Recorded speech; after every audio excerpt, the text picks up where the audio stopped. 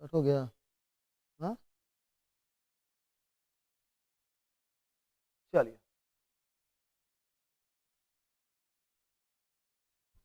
तो start connect नहीं हो रहा है।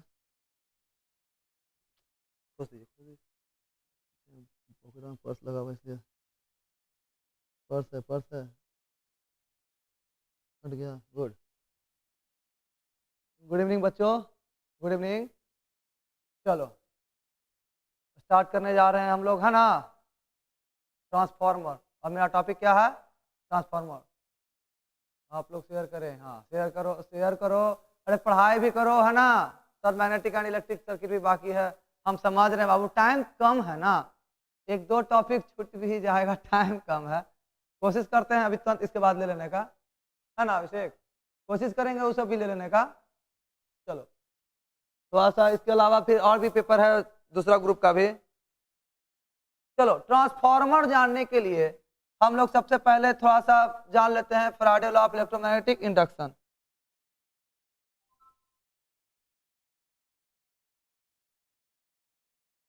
देखिए क्या हम लोग देख लेंगे, Faraday law of electromagnetic induction.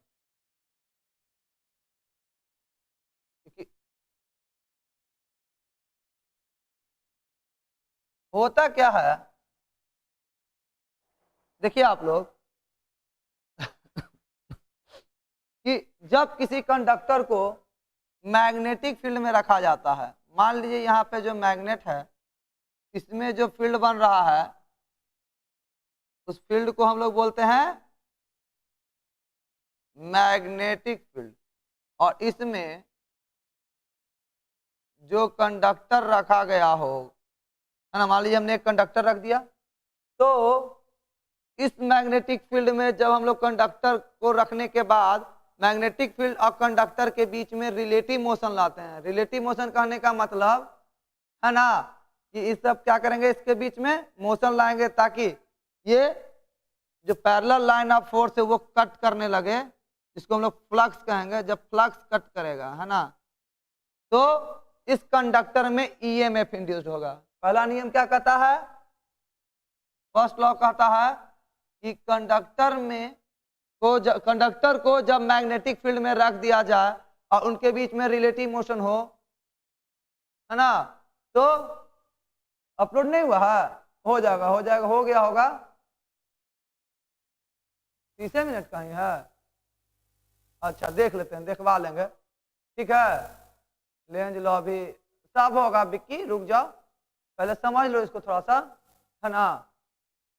Time मतलब बर्बाद नहीं करना है, जल्दी जल्दी पढ़ लेना है, फिर तुम लोग रिवीजन भी तो करोगे। तो क्या देख रहे हैं हम लोग,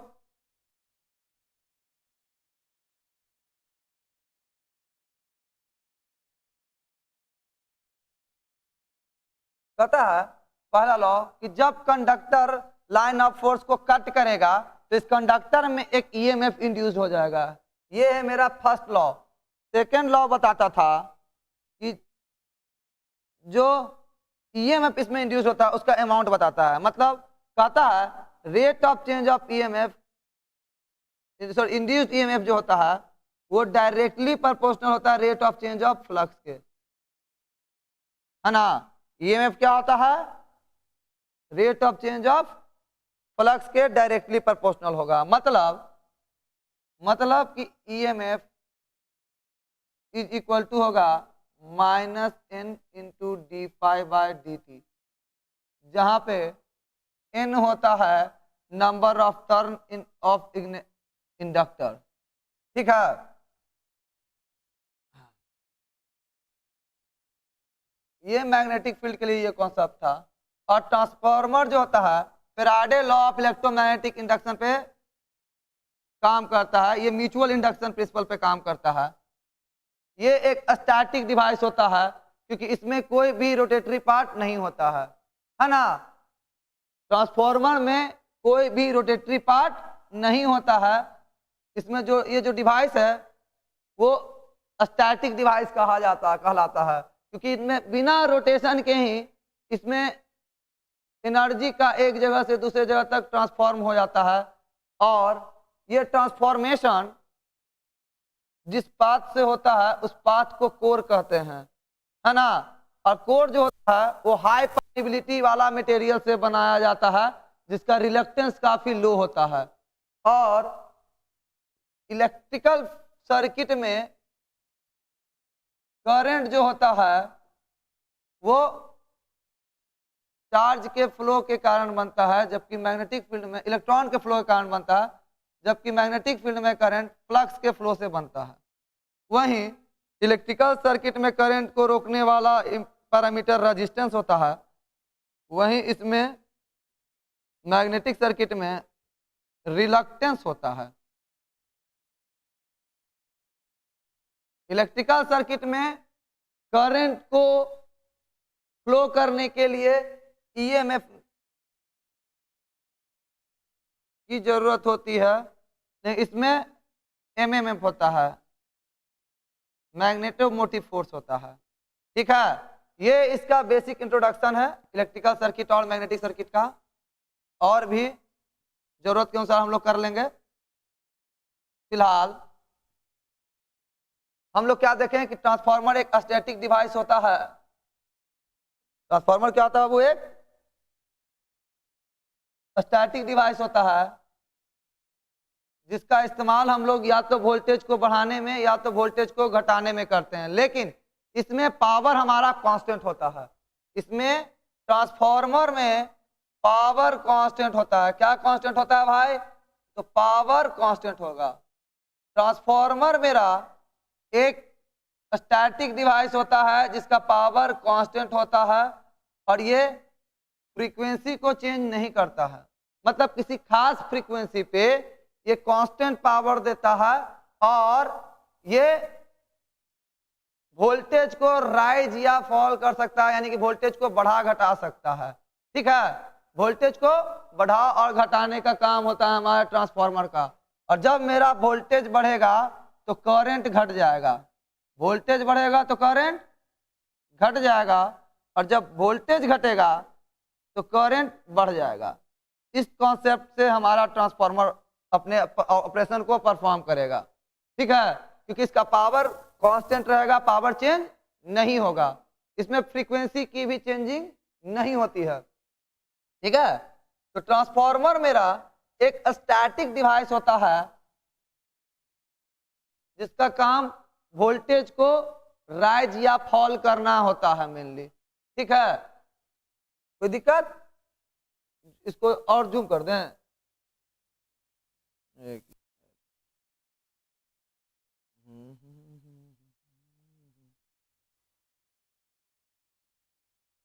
लो अब ठीक है, इससे ज्यादा करेंगे तो फट जाएगा बाबू। ठीक है, ठीक है, देखो यहाँ ट्रांसफार्मर एक स्टैटिक डिवाइस होता है जो वोल्टेज के रेंज को बढ़ाता और घटाता है।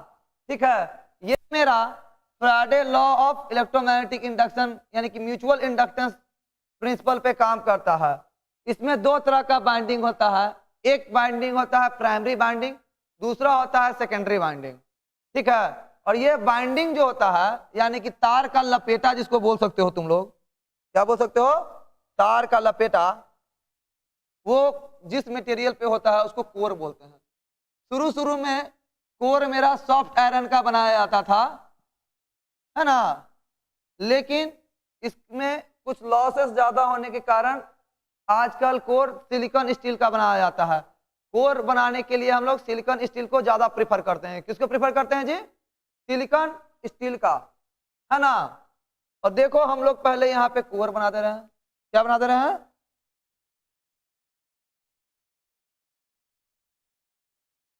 कोर बना रहे हैं इस तरह का।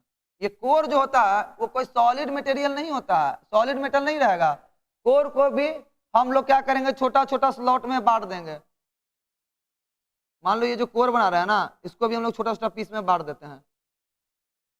ऐसा इसलिए करते हैं, छोटा छोटा पीस में इसलिए बांटते हैं ताकि इस ट्रांसफार्मर के अंदर एक प्रकार का लॉस, ईडी करंट लॉस जो होता है वो घट जाए, ईडी करंट लॉस ना हो पाए, कम से कम हो पाए। समझ में आ रहा है ना? तो ट्रांसफार्मर के ईडी करंट लॉस को घटाने के लिए इसको कोर को हम लोग छोटा छोटा पार्ट में बांट देते हैं, जिसको हम लोग लेमिनेटेड कोर कहते हैं। क्या कहेंगे? Laminated core. ठीक है ना। इस लैमिनेटेड कोर के कारण ऐसा होता है, देखो बाबू, ईडी करंट कैसे कम बनता है। जैसे कि पानी में तुम लोग देखते हो ऐसे ऐसे धारा बनता है, भंवर, उसी तरह जितना बड़ा सरफेस होगा, सरफेस एरिया होगा, उतना ही ज्यादा ईडी करंट बनेगा। लेकिन अगर हम सरफेस एरिया ही घटा दें तो यहाँ पे ईडी करंट भी कम बनेगा। ठीक है। तो मेरा यहाँ पे देख रहे हैं कि ईडी करंट कम बन रहा है छोटा छोटा स्लॉट में बांट देने के कारण।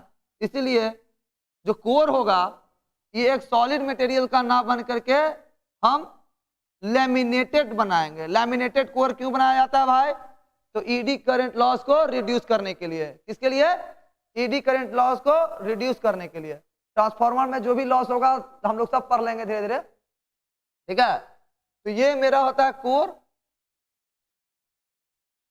है ना, जिसको हाई परमिबिलिटी और लो रिलक्टेंस वाला मटेरियल से बनाया जाता है। ऐसा मटेरियल से बनाया जाता है जिसकी परमिबिलिटी हाई हो और रिलक्टेंस लो हो, मतलब उससे फ्लक्स आसानी से जा सके, है ना। लेकिन इसमें सप्लाई देने के लिए, एसी कनेक्शन करने के लिए हम तार जोड़ देते हैं। तार का कोर पे बाइंडिंग किए हुए रहते हैं, है ना बाबू। इसमें एक कॉइल मेरा, एक बाइंडिंग जो है एक तरफ का वो प्राइमरी होता है, दूसरा तरफ का सेकेंडरी होता है। अब डिपेंड करता है कि प्राइमरी किसको कहेंगे और सेकेंडरी किसको, तो वो डिपेंड करेगा कि इसके कनेक्शन पे।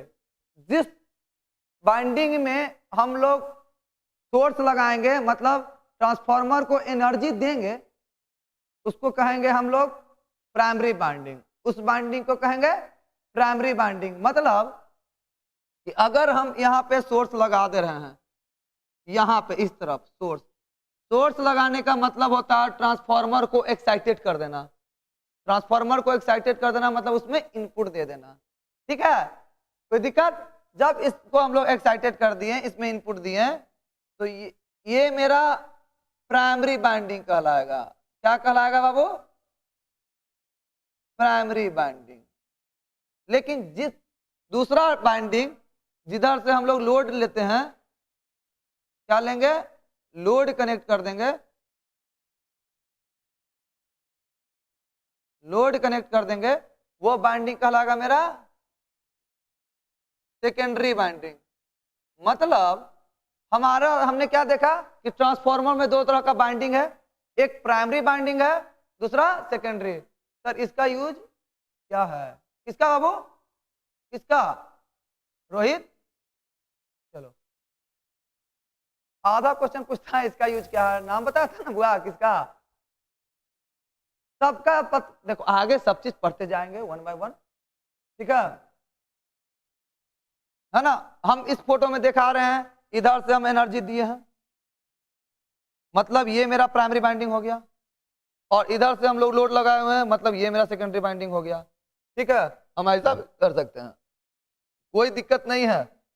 हम प्राय किताब में इधर से ही दिखाया हुआ रहता है, बच्चा लोग को पढ़ाई के सिंप्लिसिटी के पॉइंट ऑफ व्यू से इधर लगा देता है प्राइमरी बाइंडिंग और इधर में आता है सेकेंडरी बाइंडिंग, है ना। लेकिन प्राइमरी बाइंडिंग सेकेंडरी बाइंडिंग कहते किसको हैं? तो याद रखिएगा, वह बाइंडिंग जिसके द्वारा ट्रांसफार्मर को एक्साइटेड कराया जाता है, मतलब ट्रांसफार्मर को इनपुट दिया जाता है, वो बाइंडिंग हमारा प्राइमरी बाइंडिंग होता है। और दूसरा बाइंडिंग जिधर से हम लोग ट्रांसफार्मर को आउटपुट लोड से कनेक्ट कर देते हैं, यानी ट्रांसफार्मर का आउटपुट जिससे हम लोग लेते हैं, वो मेरा सेकेंडरी बाइंडिंग कहलाता है ना। वोल्टेज ड्रॉप और अप लाइक, हाँ बताएंगे बाबू।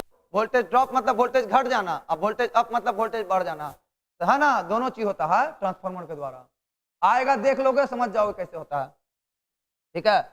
हम लोग देखते थे ना कि इंडक्टर में जब करंट जाता है तो इसके चारों, इसके आसपास क्या होता है? मैग्नेटिक फील्ड क्रिएट होने लगता है, होता है ना मैग्नेटिक फील्ड क्रिएट, और इसमें फ्लक्स सेट करने लगता है। तो यहाँ पर देखिए फ्लक्स जो सेट होगा, वो फ्लक्स ही हमको इस पाथ से जाएगा क्योंकि इसका रिलक्टेंस कम है, मैग्नेटिक फील्ड इधर से इधर जाकर ट्रांसफर होगा, इसीलिए इसका नाम है ट्रांसफॉर्मर, क्योंकि ये ट्रांसफर करता है। ये क्या करता है? ट्रांसफर करता है इलेक्ट्रिकल वोल्टेज या करंट को, या तो बढ़ा देगा या तो घटा देगा। ठीक है, कैसे करता है ये बताएं हमारे फैराडे साहब। ये अपने Faraday law of electromagnetic induction में इन्होंने बताया है कि किस तरह से वोल्टेज का राइज या फॉल ट्रांसफार्मर के द्वारा किया जाता है। ठीक है, चलिए तो हमने क्या देखा कि ये जिधर हमने सोर्स लगा दिया है वो हो गया प्राइमरी वाइंडिंग, और जिधर से हमने लोड कनेक्ट किया है वो हो गया सेकेंडरी वाइंडिंग। वो क्या हो गया बाबू? Secondary winding. और इस प्राइमरी वाइंडिंग का टर्न मान लेते हैं नंबर ऑफ टर्न N1 है, और इसका नंबर ऑफ टर्न जो सेकेंडरी माने हैं उसको N2 मान ले रहे हैं। क्या मान ले रहे हैं? नंबर ऑफ टर्न N1 और N2। ठीक है, कॉइल टाइप सेल टाइप का डिफरेंस बताएंगे रे? अभी स्टार्ट किए हैं, अब ये बीच से घुस जाता है। अरे सब बताएंगे, रुको, एक टाइम कम है फिर भी तुम लोग आएगा कॉइल से सब आए। ठीक है, देखो बाबू, प्राइमरी बाइंडिंग में नंबर ऑफ टर्न N1 होगा, सेकेंडरी में नंबर ऑफ टर्न N2 मान लिए। अब माने हम कि प्राइमरी बाइंडिंग में जो करंट हम लोग भेज रहे थे I एक्साइटेड कराएं I1 से, तो यहां पर मेरा फ्लक्स इंड्यूस होने के कारण EMF E1 जनरेट हुआ, यहां पर हमारा E2 वोल्टेज जनरेट हुआ। क्या जनरेट हुआ? E2, और करंट जा रहा है मेरा I2। ठीक है, तो ये कैसे काम करता है अब हम लोग देखते हैं। कहां चला गया जी?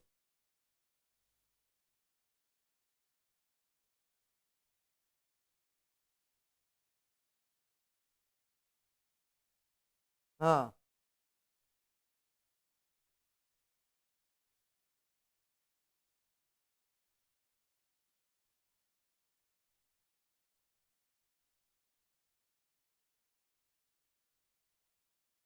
देखिए यहां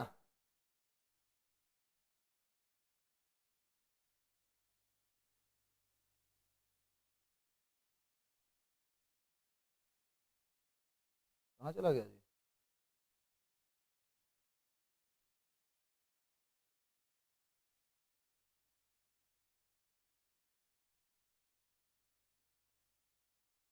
वर्किंग,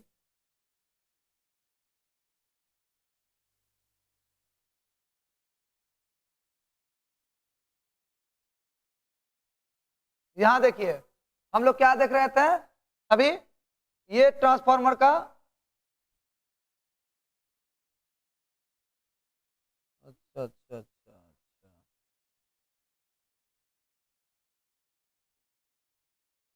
क्या देख रहे थे कि हम लोग जिस बाइंडिंग से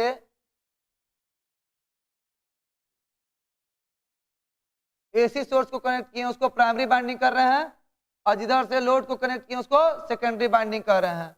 इसमें हम लोग अल्टरनेटिंग वोल्टेज अगर V1 दे रहे हैं जिसका मैग्नीट्यूड V1 है, और ये चेंज कर रहा है जब अपने मैग्नीट्यूड को, तो किस तरह से डिपेंड करेगा, तो ये मेरा प्राइमरी बाइंडिंग के टर्न N1 पर डिपेंड करेगा, और ये इस तरह से काम करता है। देखिए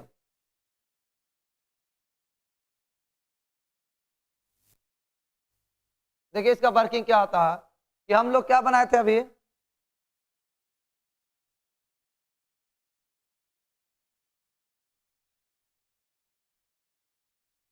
ये जो कोर बनाए थे इसमें हम लोग लिए थे क्या, कॉइल लिए थे, इस तरह से बाइंडिंग कर दे रहे थे हम लोग। इधर प्राइमरी बाइंडिंग में हम लोग VS लगाए थे, तो एक्साइटेड कर दिए थे। तो सेकेंडरी बाइंडिंग में जो हम लोग लोड से कनेक्ट कर दिए थे, इसमें करंट I1 था, टर्न N1 था, सेकेंडरी का टर्न N2 था, करंट I2 था, इसका वोल्टेज E2 लिए थे, इसका वोल्टेज E1 लिए थे। तो Lenz law sorry Faraday law of electromagnetic induction में क्या था, कि मेरा ईएमएफ जो होता है वो क्या होता है, -n1 इंटू d∅dt हो जाता था, ना, क्या होता था मेरा, ई बराबर होता था ना, ईएमएफ क्या होता था मेरा, -n इंटू d∅dt होता था। तो मेरा इसके लिए E1 बराबर क्या हो जाएगा, E1 बराबर हो जाएगा मेरा -n1 इंटू d∅dt। ट्रांसफॉर्मर में मेरा फ्लक्स भी कांस्टेंट रहता है, यहां देखिए इसमें फ्लक्स जो होगा वो चेंज नहीं होगा पूरे रास्ते में, ठीक है। अब यहाँ पे E2 जो होगा वो होगा -n2 d∅dt, ठीक है। अगर हम लोग प्राइमरी टर्न का वोल्टेज और सेकेंडरी टर्न के वोल्टेज का रेशियो निकालें तो क्या आ जाएगा भाई, तो ये आ जाएगा मेरा -n1 d∅dt divided by -n2 into d∅dt, और माइनस से माइनस कैंसिल, d∅dt से कैंसिल। तो क्या हमने देखा कि E1 बटा E2 क्या होगा मेरा, E1 बटा E2 क्या होगा मेरा, तो N1 बटा N2 हो जाएगा, है ना। और अगर हम लोग ये देखेंगे कि इसका, हाँ पूछता है कंस्ट्रक्शन, आगे आएगा, है ना, आगे आएगा, कंस्ट्रक्शन भी आएगा, तुम लोग देख लो एक बार सब क्या क्या है, वर्किंग, फिर इक्वेशन, ईएमएफ इक्वेशन है, पार्ट्स ऑफ है, क्या पार्ट्स ऑफ ट्रांसफार्मर है, वर्किंग है, फिर पार्ट्स ऑफ तो क्या है, इसमें ट्रांसफार्मर बना हुआ है ना, कंस्ट्रक्शन के साथ है ना, फिर ट्रांसफार्मर का क्लासिफिकेशन, लॉस, सब तरह का ट्रांसफार्मर, फिर लॉस उस सब रहेगा, देखो देख रहे हो सब पीडीएफ, इसमें सब है, लेकिन टाइम दो, लॉस है ट्रांसफार्मर का डिफरेंट टाइप का, है ना, तो स्थिर से पढ़ो सब हो जाएगा। तुम लोग को एक राज का बात तो नहीं है, समझदारी का बात है, जो समझदार बच्चा होता है इसी तरह से पढ़ता है, पेशेंस रख के पढ़ना चाहिए, ढंग से पढ़ो, अच्छा से पढ़ो, एक पेज इधर का दूसरा पेज उधर का पढ़ोगे ना तो एग्जाम में छूट जाएगा, जो भी पढ़ो सॉलिड पढ़ो, ठीक है। तब N1 बटा N2 तो हम लोग देख लिए, लेकिन किसी भी डिवाइस का हम लोग क्या जानते हैं, इफिशियंसी जो निकालना आता है या ट्रांसफर फंक्शन, तो हम लोग आउटपुट वोल्टेज बटा इनपुट वोल्टेज लिखते हैं ना जी। तो अगर हम लोग E2 और E1 का रेशियो निकालें तो उसको हम लोग उसका टर्न रेशियो भी बोलते हैं, ट्रांसफार्मर का टर्न रेशियो, यानी कि E2 बटा E1 क्या हो जाएगा मेरा, आउटपुट वोल्टेज और इनपुट वोल्टेज का रेशियो, तब क्या हो जाएगा, ई भी उलट जाएगा, तो N2 बटा N1 हो जाएगा ना। मतलब हमने क्या देखा कि दोनों बाइंडिंग के इंड्यूस्ड ईएमएफ जो होता है वो नंबर ऑफ टर्न पे डिपेंड कर रहा है ना। हमने क्या देखा, E1 और E2 दोनों जो है अपने अपने नंबर ऑफ टर्न पे डिपेंड कर रहा है, बाइंडिंग के नंबर ऑफ टर्न पे डिपेंड कर रहा है। अगर हम सिर्फ आउटपुट वोल्टेज का वैल्यू निकालें, E2 बराबर वाट, इस इक्वेशन से, यानी कि आउटपुट वोल्टेज जो इसके अनुसार अक्रॉस मिल रहा है, तो वो क्या हो जाएगा भाई, तो N2 बटा N1, N2 बटा N1 इंटू E1 होगा, ठीक है, N2 बटा N1 इंटू E1 होगा। अब इस रिलेशन से हमने क्या देखा कि ट्रांसफार्मर का आउटपुट वोल्टेज जो है, वो इसके टर्न रेशियो पे, बाइंडिंग के टर्न रेशियो पे डिपेंड करता है। किस पे डिपेंड करता है, ट्रांसफार्मर के टर्न रेशियो पे, है ना। क्योंकि E1 तो हम जो दिए हैं इसके कारण वो मिला हमको E1, ठीक है। और E2 बराबर हमेशा क्या होगा मेरा,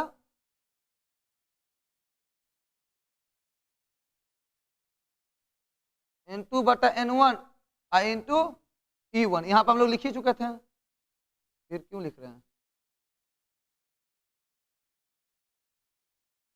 है ना। अगर हम लोग N2 का वैल्यू बड़ा कर देंगे, मतलब सेकेंडरी बाइंडिंग का टर्न बड़ा कर दिए, प्राइमरी बाइंडिंग के टर्न से ज्यादा कर दिए, है ना। नंबर ऑफ टर्न मेरा सेकेंडरी बाइंडिंग का ज्यादा हो प्राइमरी बाइंडिंग से, तो हम लोग क्या देख रहे हैं, मेरा आउटपुट वोल्टेज E2 क्या हो जाएगा, तो ये मान लो बड़ा है, तो ये क्या हो रहा है, E1 से क्या हो जाएगा, मेरा वोल्टेज 1 से बड़ा हो जाएगा ना, जो भी होगा। इससे क्या गौर कर रहे हैं कि 1 से तो बड़ा हो रहा, E1 से बड़ा हो जाएगा मेरा E2 का वैल्यू। E2 का वैल्यू तब क्या हो जाएगा, ग्रेटर देन E1 हो जाएगा। यानी कि जब सेकेंडरी बाइंडिंग का टर्न मेरा प्राइमरी बाइंडिंग के टर्न से ज्यादा है, तो उस समय हमको आउटपुट वोल्टेज बढ़ा हुआ मिलेगा, और उस ट्रांसफार्मर को हम लोग बोलेंगे स्टेप अप ट्रांसफार्मर। कौन सा ट्रांसफार्मर बोलेंगे, स्टेप अप ट्रांसफार्मर। ऐसा ट्रांसफार्मर जिसमें वोल्टेज का लेवल राइज कर गया, उसको कहेंगे स्टेप अप ट्रांसफार्मर। क्या बोलेंगे बाबू, स्टेप अप ट्रांसफार्मर। इसमें हमने क्या देखा कि सेकेंडरी बाइंडिंग का टर्न प्राइमरी बाइंडिंग के टर्न से ज्यादा था। वहीं अगर हम लोग N2 का वैल्यू, मतलब सेकेंडरी बाइंडिंग का टर्न प्राइमरी बाइंडिंग के टर्न से कम कर दिए, क्या कर दिए, कम, तब हमको आउटपुट वोल्टेज जो होगा E2 वो E1 से कम मिलेगा। तो इसको हम लोग कहेंगे स्टेप डाउन ट्रांसफार्मर। कौन सा ट्रांसफार्मर, स्टेप डाउन ट्रांसफार्मर। मतलब हमने क्या गौर किया कि आउटपुट वोल्टेज मेरा बढ़ रहा है इनपुट से, तब मेरा ट्रांसफार्मर स्टेप अप कहला रहा है। और ऐसा होने के लिए कंडीशन क्या है कि सेकेंडरी बाइंडिंग का टर्न प्राइमरी से ज्यादा होना चाहिए। और स्टेप अप ट्रांसफार्मर में हमने क्या देखा, सेकेंडरी बाइंडिंग का टर्न प्राइमरी बाइंडिंग के टर्न से ज्यादा होना चाहिए। वहीं हम लोग गौर किए कि जब सेकेंडरी बाइंडिंग का टर्न प्राइमरी बाइंडिंग के टर्न से जब कम गया, तो हमको आउटपुट वोल्टेज मेरा कम मिलने लगा। वैसा ट्रांसफार्मर को हम लोग स्टेप डाउन ट्रांसफार्मर कहेंगे। क्या कहेंगे, स्टेप डाउन ट्रांसफार्मर। ठीक है, तो हम लोग को स्टेप अप और स्टेप डाउन का तो कॉन्सेप्ट मिल गया जी। देखिए यहां पे लिखा हुआ है साफ साफ, देखिए यहां क्या है कि note that magnitude of E2 and E1 depends upon the number of turns on the secondary and primary binding respectively. कहता है if N2 is greater than N1 then E2 is greater than E1। मतलब N2 अगर N1 से बड़ा हो तो E2 E1 से क्या हो जाएगा, बड़ा होगा।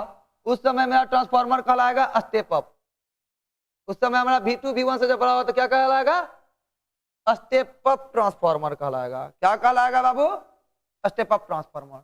वहीं अगर मेरा N2 का बाइंडिंग, मतलब सेकेंडरी बाइंडिंग का टर्न प्राइमरी बाइंडिंग से कम था, तो मेरा आउटपुट वोल्टेज इनपुट से कम मिलने लगा, और उस ट्रांसफार्मर को हम लोग स्टेप डाउन ट्रांसफार्मर कहेंगे। क्या कहेंगे, स्टेप डाउन ट्रांसफार्मर कहेंगे, है ना। आइसोलेटेड मैक्सिमम ट्रांसफार्मर पावर उसमें जाता है। ऐसे भी ट्रांसफार्मर मेरा ऐसा डिवाइस होता है जिसमें लॉस बहुत ही कम होता है। ट्रांसफार्मर का एफिशिएंसी बहुत ही हाई माना जाता है बाबू। ठीक है, इसमें हम जो बनाए हैं ना, गौर कीजिए, ये जो हम लोग बनाए हैं बाइंडिंग, इसमें प्राइमरी बाइंडिंग और सेकेंडरी बाइंडिंग के बीच इलेक्ट्रिकली कनेक्शन नहीं होता है, बल्कि ये मैग्नेटिक कपलिंग किए हुए रहता है। कैसा, मैग्नेटिक कपलिंग किए हुए रहता है। सर कॉपी वाला PDF टेलीग्राम पे एकदम डलवा, PDF डलवा देंगे बाबू, कॉपी वाला बोल देंगे हम, कॉपी ऑफिस में बोल दिया जाएगा। ठीक है, ठीक है ना बाबू। तो इसको क्या कहेंगे हम लोग, क्या कहेंगे, ट्रांसफार्मर मेरा मैग्नेटिक कपलिंग करता है प्राइमरी बाइंडिंग को सेकेंडरी बाइंडिंग से, लेकिन इलेक्ट्रिकली ये इंसुलेटेड रहता है। इलेक्ट्रिकली कैसा होगा, इंसुलेटेड।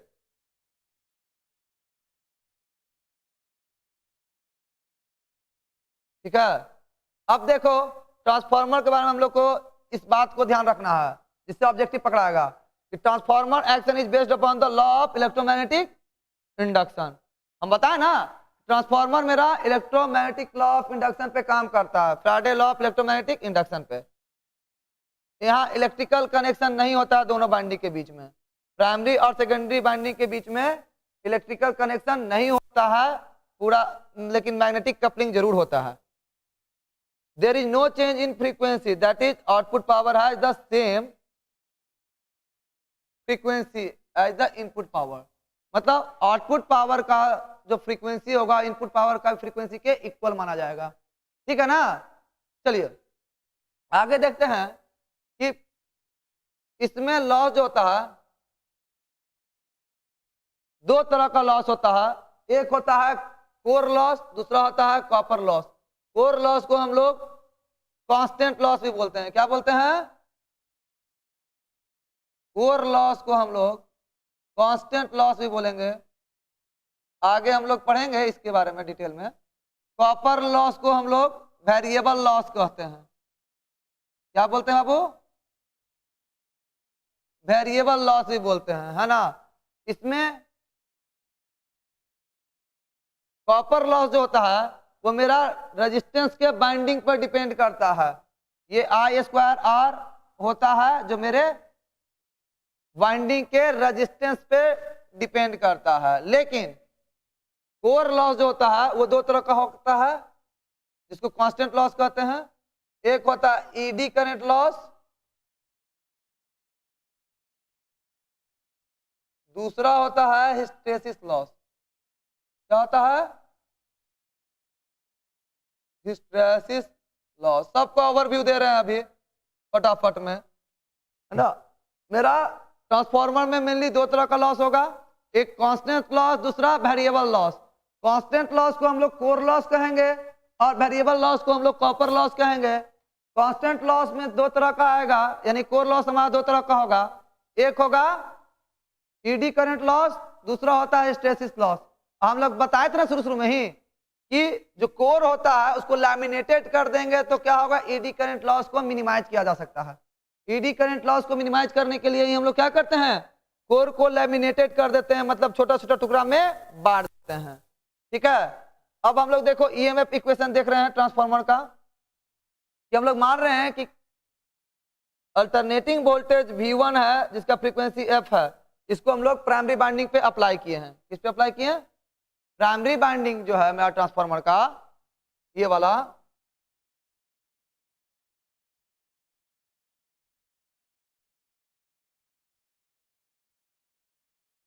ये जो मेरा था प्राइमरी बाइंडिंग,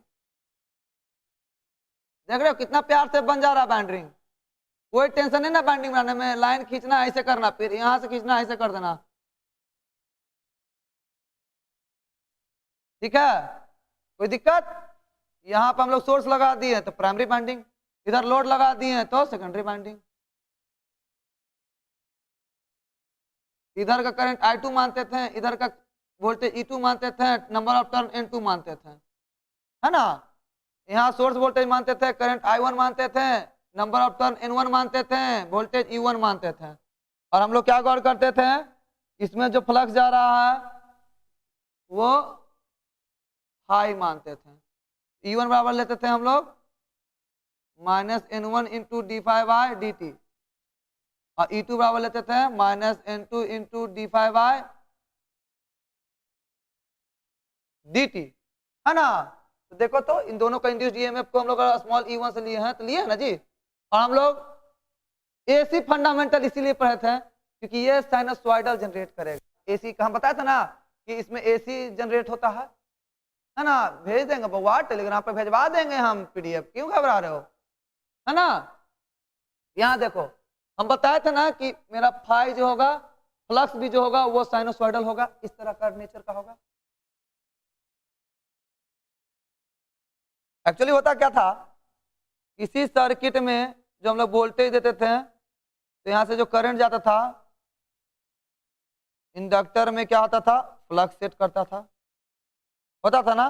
तो वोल्टेज से बनता था करंट, और करंट से फ्लक्स, अब फ्लक्स का चेंजिंग से ईएमएफ इंड्यूस होता था, और ईएमएफ वापस हमको क्या देता था, वोल्टेज दे देता था, जिसके कारण करंट ड्राइव होता था। पढ़े थे ना हम लोग इंडक्टर वाला टॉपिक में। हाँ, अब हम लोग देख रहे थे कि E1 बराबर जो मेरा आ रहा है -N1 into D phi by D T. यहाँ फाई का इक्वेशन हम लोग लेंगे साइनोसॉइडल, तो फाई टी बराबर क्या हो जाएगा जी, साइनोसॉइडल का क्या आता था इक्वेशन, हम लोग लेते थे VT बराबर VM साइन ओमेगा टी। आज बढ़ाए थे ना हम लोग। इसी तरह यहां से फाई जो साइनोसॉइडल है, इसके लिए क्या आ जाएगा मेरा D phi M sine omega T बटे DT। इसको जब आप डिफरेंशिएट कीजिएगा तो आएगा आपका -omega N1 phi M। Phi M मेरा कांस्टेंट है तो बाहर आ जाएगा ना भाई, -N1 फाई M तो कांस्टेंट है। अब बच रहा है D साइन ओमेगा T बटे DT। तो इसका आप लोग डिफरेंशिएशन निकालिएगा तो omega into cos omega T आ जाता है, माइनस कॉस ओमेगा टी आ जाता है, तो क्या हो जाएगा, साइन ओमेगा टी का डिफरेंशिएशन कॉस ओमेगा टी होता है ना जी। इसको क्या लिखेंगे हम लोग, -N1 phi M into omega cos omega T. तो इस ओमेगा को हम लोग बाहर में भी लिख सकते हैं सजाने के लिए, -ओमेगा1N1 फाई 1 कॉस ओमेगा टी, और ओमेगा को लिखते थे हम लोग 2 पाई एफ, तो 2 पाई F1। फ्रीक्वेंसी तो कांस्टेंट होता था, F1 F2 लिखने की जरूरत नहीं है। हम बार बार बोल रहे हैं इसमें क्या होता है, फ्रीक्वेंसी मेरा कांस्टेंट होता है ना, फ्रीक्वेंसी कांस्टेंट होता है, F लिखेंगे, ओमेगा लिखेंगे, N 2 पाई FN। ये अगर फाई M लेना है तो फाई M लेना होगा। कॉस ओमेगा टी को हम लिख सकते हैं sign omega T -90 degree.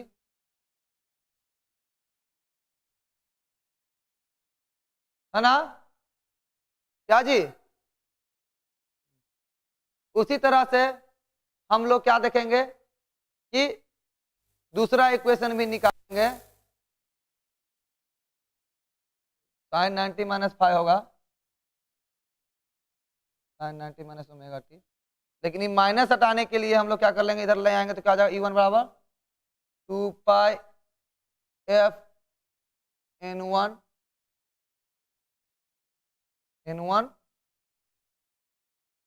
Phi M sine omega T into N -phi हो जाता है, ओमेगा टी -90 डिग्री। तो जैसा कि हम देखें कि ई मेरा E1 का इक्वेशन आया था, उसी तरह से E2 बराबर क्या आएगा,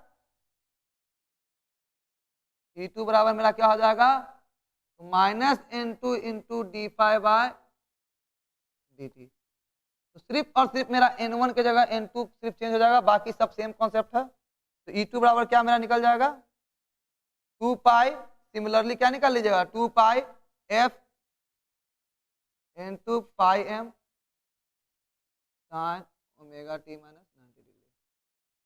ठीक है। अब E2 E1 का रेशियो जो होता है, देखिए यहां हम लोग क्या देख रहे हैं,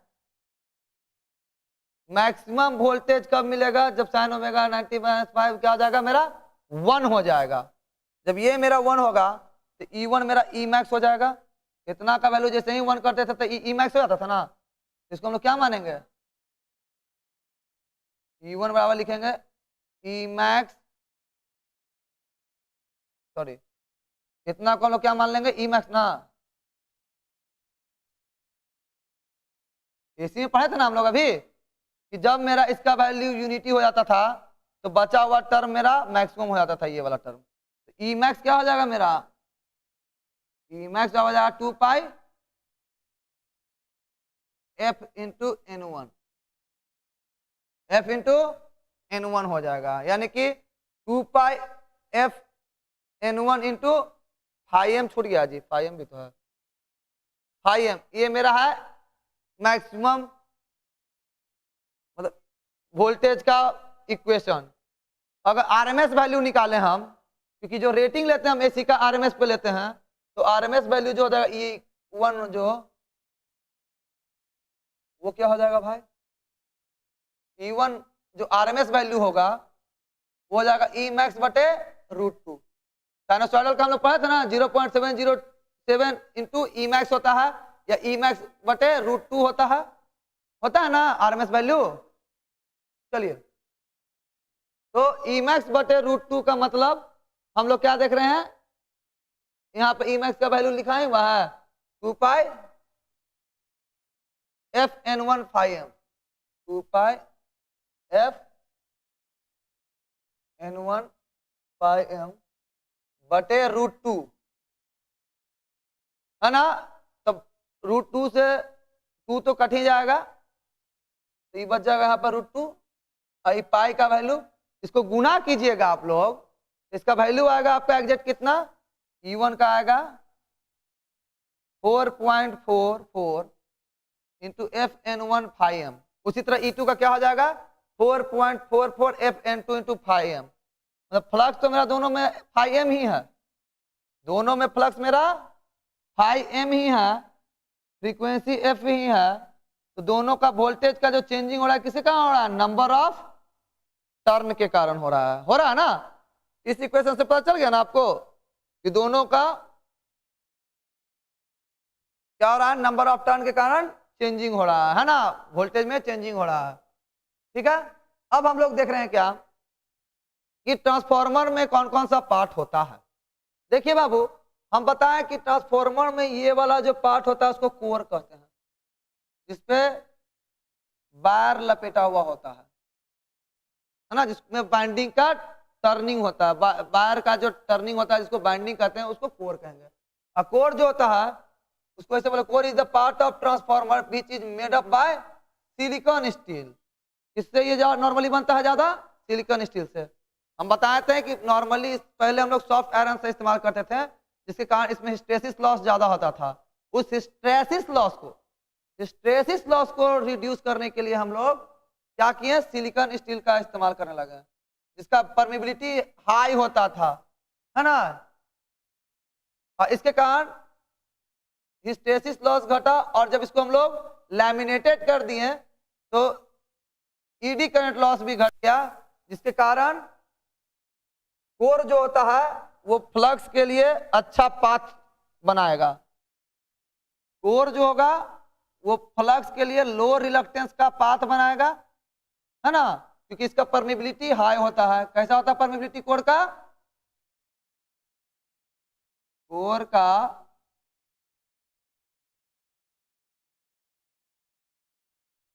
परमिबिलिटी हाई होता है ना, कोई दिक्कत। उसके बाद दूसरा पार्ट होता है ट्रांसफार्मर का बाइंडिंग। दूसरा पार्ट क्या होता है ट्रांसफार्मर का बाइंडिंग, जो ये दोनों है, ये क्या है ट्रांसफार्मर का बाइंडिंग है ना। तो ट्रांसफार्मर में दो तरह का बाइंडिंग होता है। ये बाइंडिंग कॉपर के क्वाइल से किया जाता है। किससे किया जाता है बाबू, तो कॉपर के क्वाइल से, है ना। Binding is the turn off copper coil. और ये मेरा दो तरह का होता है, एक प्राइमरी दूसरा सेकेंडरी। प्राइमरी बाइंडिंग किसको बोले थे, प्राइमरी और सेकेंडरी। प्राइमरी बाइंडिंग किसको कहते थे, जिसके तरफ से हम लोग एसी सोर्स को कनेक्ट करते थे। जिधर से एसी सोर्स कनेक्ट कर दिए वो क्या था प्राइमरी, और जिधर से लोड कनेक्ट कर दिए थे वो क्या था, लोड कनेक्ट कर दिए तो वो हो गया था सेकेंडरी। तो देखो लिखा हुआ, primary binding is made up of copper coil and it is connected through a AC. On the other hand, the binding is connected through load is called secondary binding. ठीक है। उसके अलावा एक होता है मेन टैंक। ये जो पूरा बाइंडिंग या कोर जिसमें रखा जाता है ट्रांसफार्मर का, वो होता है वो फ्लक्स सेट करने के लिए किया जाता है बाइंडिंग, ताकि कनेक्शन किया जा सके, है ना। मैग्नेटिक फ्लक्स सेट करने के लिए हम लोग बाइंडिंग से ही कनेक्ट करते हैं, यानी कि इसमें सप्लाई देने के लिए। हम लोग आगे पढ़ेंगे टू पोर्ट डिवाइस, जिसमें दो इनपुट होता है दो आउटपुट होता है ना। तो ये इनपुट से हम लोग दो बाइट से हम लोग इनपुट देंगे, ये दो वायर या दो टर्मिनल मेरा एक पोर्ट कहलाएगा, और जिधर से हम लोग लोड लेते हैं वो दूसरा पोर्ट कहलाता है। एक टर्मिनल को एक पोर्ट कहते हैं, एक पेयर ऑफ टर्मिनल को एक पोर्ट कहते हैं, यानी कि एक पोर्ट में दो टर्मिनल होता है। और ट्रांसफार्मर में इनपुट और आउटपुट लेने के लिए हम लोग दो दो टर्मिनल का इस्तेमाल करते हैं, और ये दोनों पोर्ट जो बन रहा है, ये पहला पोर्ट और ये दूसरा पोर्ट, ये दो टर्मिनल से बन रहा है, 2 2 आई 1 और 1 ठीक है। तो ये दो ठो क्या है मेरा पोर्ट है, और इसी पोर्ट कनेक्टिविटी के लिए ही हम लोग क्या करते हैं, वाइंडिंग कर देते हैं, जिसके कारण हमारा करंट सप्लाई, जब हम ट्रांसफार्मर को एक्साइटेड करेंगे, और जब ट्रांसफार्मर मेरा एक्साइटेड हो जाएगा तो फ्लक्स सेट करेगा इसके कोर में, और यही फ्लक्स मेरा मैग्नेटिक कपलिंग करके ट्रांसफर करेगा कोर के माध्यम से, उस कोर से जिसका रिलक्टेंस बहुत ही कम होगा, परमिबिलिटी ज्यादा होगा। परमिबिलिटी हाई होने के कारण मतलब ये होता है कि उसमें मैग्नेटाइजिंग प्रॉपर्टी हाई हो जाना, ज्यादा से ज्यादा मैग्नेटाइज कर ले सकना, और रिलक्टेंस कम होने का कारण क्या होगा, फ्लक्स इजीली एक जगह से दूसरे जगह तक जा पाएगा, है ना। कोई दिक्कत है? चलो फिर रहता है एक मेन टैंक। ये मेन टैंक कैसा होता है ये जानने के लिए, एक मिनट कहाँ गया हो, है ना। मेन टैंक के लिए हम एक फोटो दिखाते हैं, होगा शायद फोटो,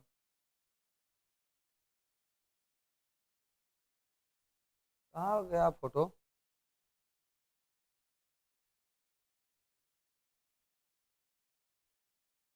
फोटो कैसे पता चलेगा,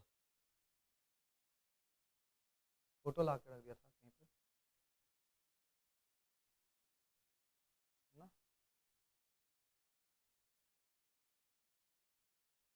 याद देखो बाबू, आ गया। ये देखो मेरा, ये है डिफरेंट ट्रांसफार्मर का फोटो, देख रहे हो ना। ये जो ट्रांसफार्मर का ये जो बक्सा टाइप का बना हुआ है, ये सब, ये मेरा टैंक है। ये क्या है, मेरा टैंक है। क्या करने वाला करने है, ये इधर है।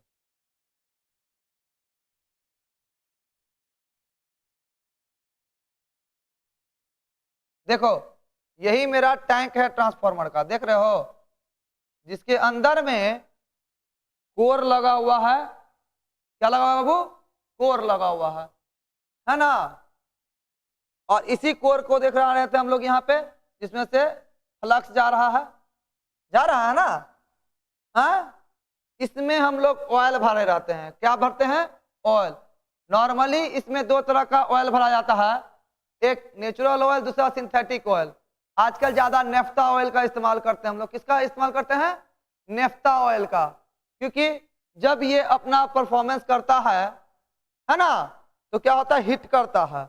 इस हीटिंग इफेक्ट से बचाने के लिए एज ए कूलेंट हम लोग ऑयल का इस्तेमाल करेंगे, जो कि इस टैंक में डाला हुआ रहता है। ये सब टैंक है रे बाबू, इसके अंदर में टैंक है। हाँ, लेकिन ये जो लंबा लंबा दिख रहा है ना, खांचा खांचा, ये रेडिएटर है जो ठंडा करने का काम करेगा। ठीक है, ये सब जो बना हुआ है इसको बूस्ट कहते हैं। आएगा, हम हर एक एलिमेंट के बारे में पढ़ेंगे। ये है मेरा बूस्ट, ये सब क्या कहलाएगा? बूस्ट। ये कहलाएगा एक्सपेंशन टैंक या कंजर्वेटर। ये क्या कहलाएगा? एक्सपेंशन टैंक या कंजर्वेटर। और ये होता है मेरा मेन टैंक। मेन टैंक में ऑयल डाला हुआ रहता है। ये देखो, ये जो है मेरा मेन टैंक, जो घर पे तुम लोग देखते हो रोड पे ट्रांसफार्मर लगा हुआ,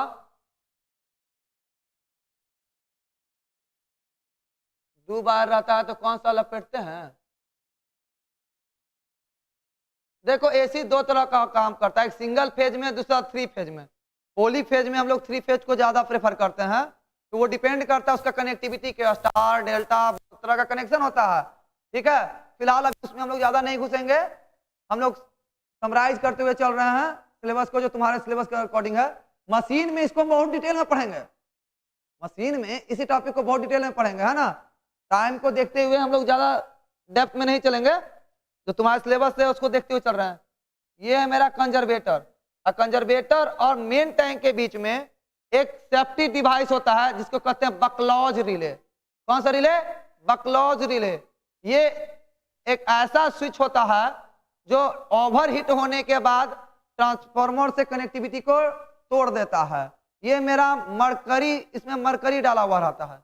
बकलॉज रिले मरकरी टाइप स्विच होता है जो टेम्परेचर, इसमें टेम्परेचर बढ़ने से मरकरी एक्सपेंड करता है और ये एक्सपेंडेशन से स्विच को ऑफ कर देता है। ठीक है, तो बकलॉज रिले एक तरह का सर्किट ब्रेकर का काम करेगा जो इस मेन टैंक और एक्सपेंशन टैंक के बीच में लगा रहेगा। और साथ ही साथ यहाँ पर तुम लोग देख रहे होगे ये जो टैंक लगा हुआ है उसको यहाँ पर एक क्लास ले रहे हैं सर। हाँ सर, है ना। यहां पर क्या लगा हुआ था बाबू? हम लोग क्या देखें? ये कंजर्वेटर लगा हुआ है ना। कहां पे बता रहे थे जी हम? आता है तो ध्यान से टूट जाता है ना। कंजर्वेटर था, रुकिए तो बैक कीजिए।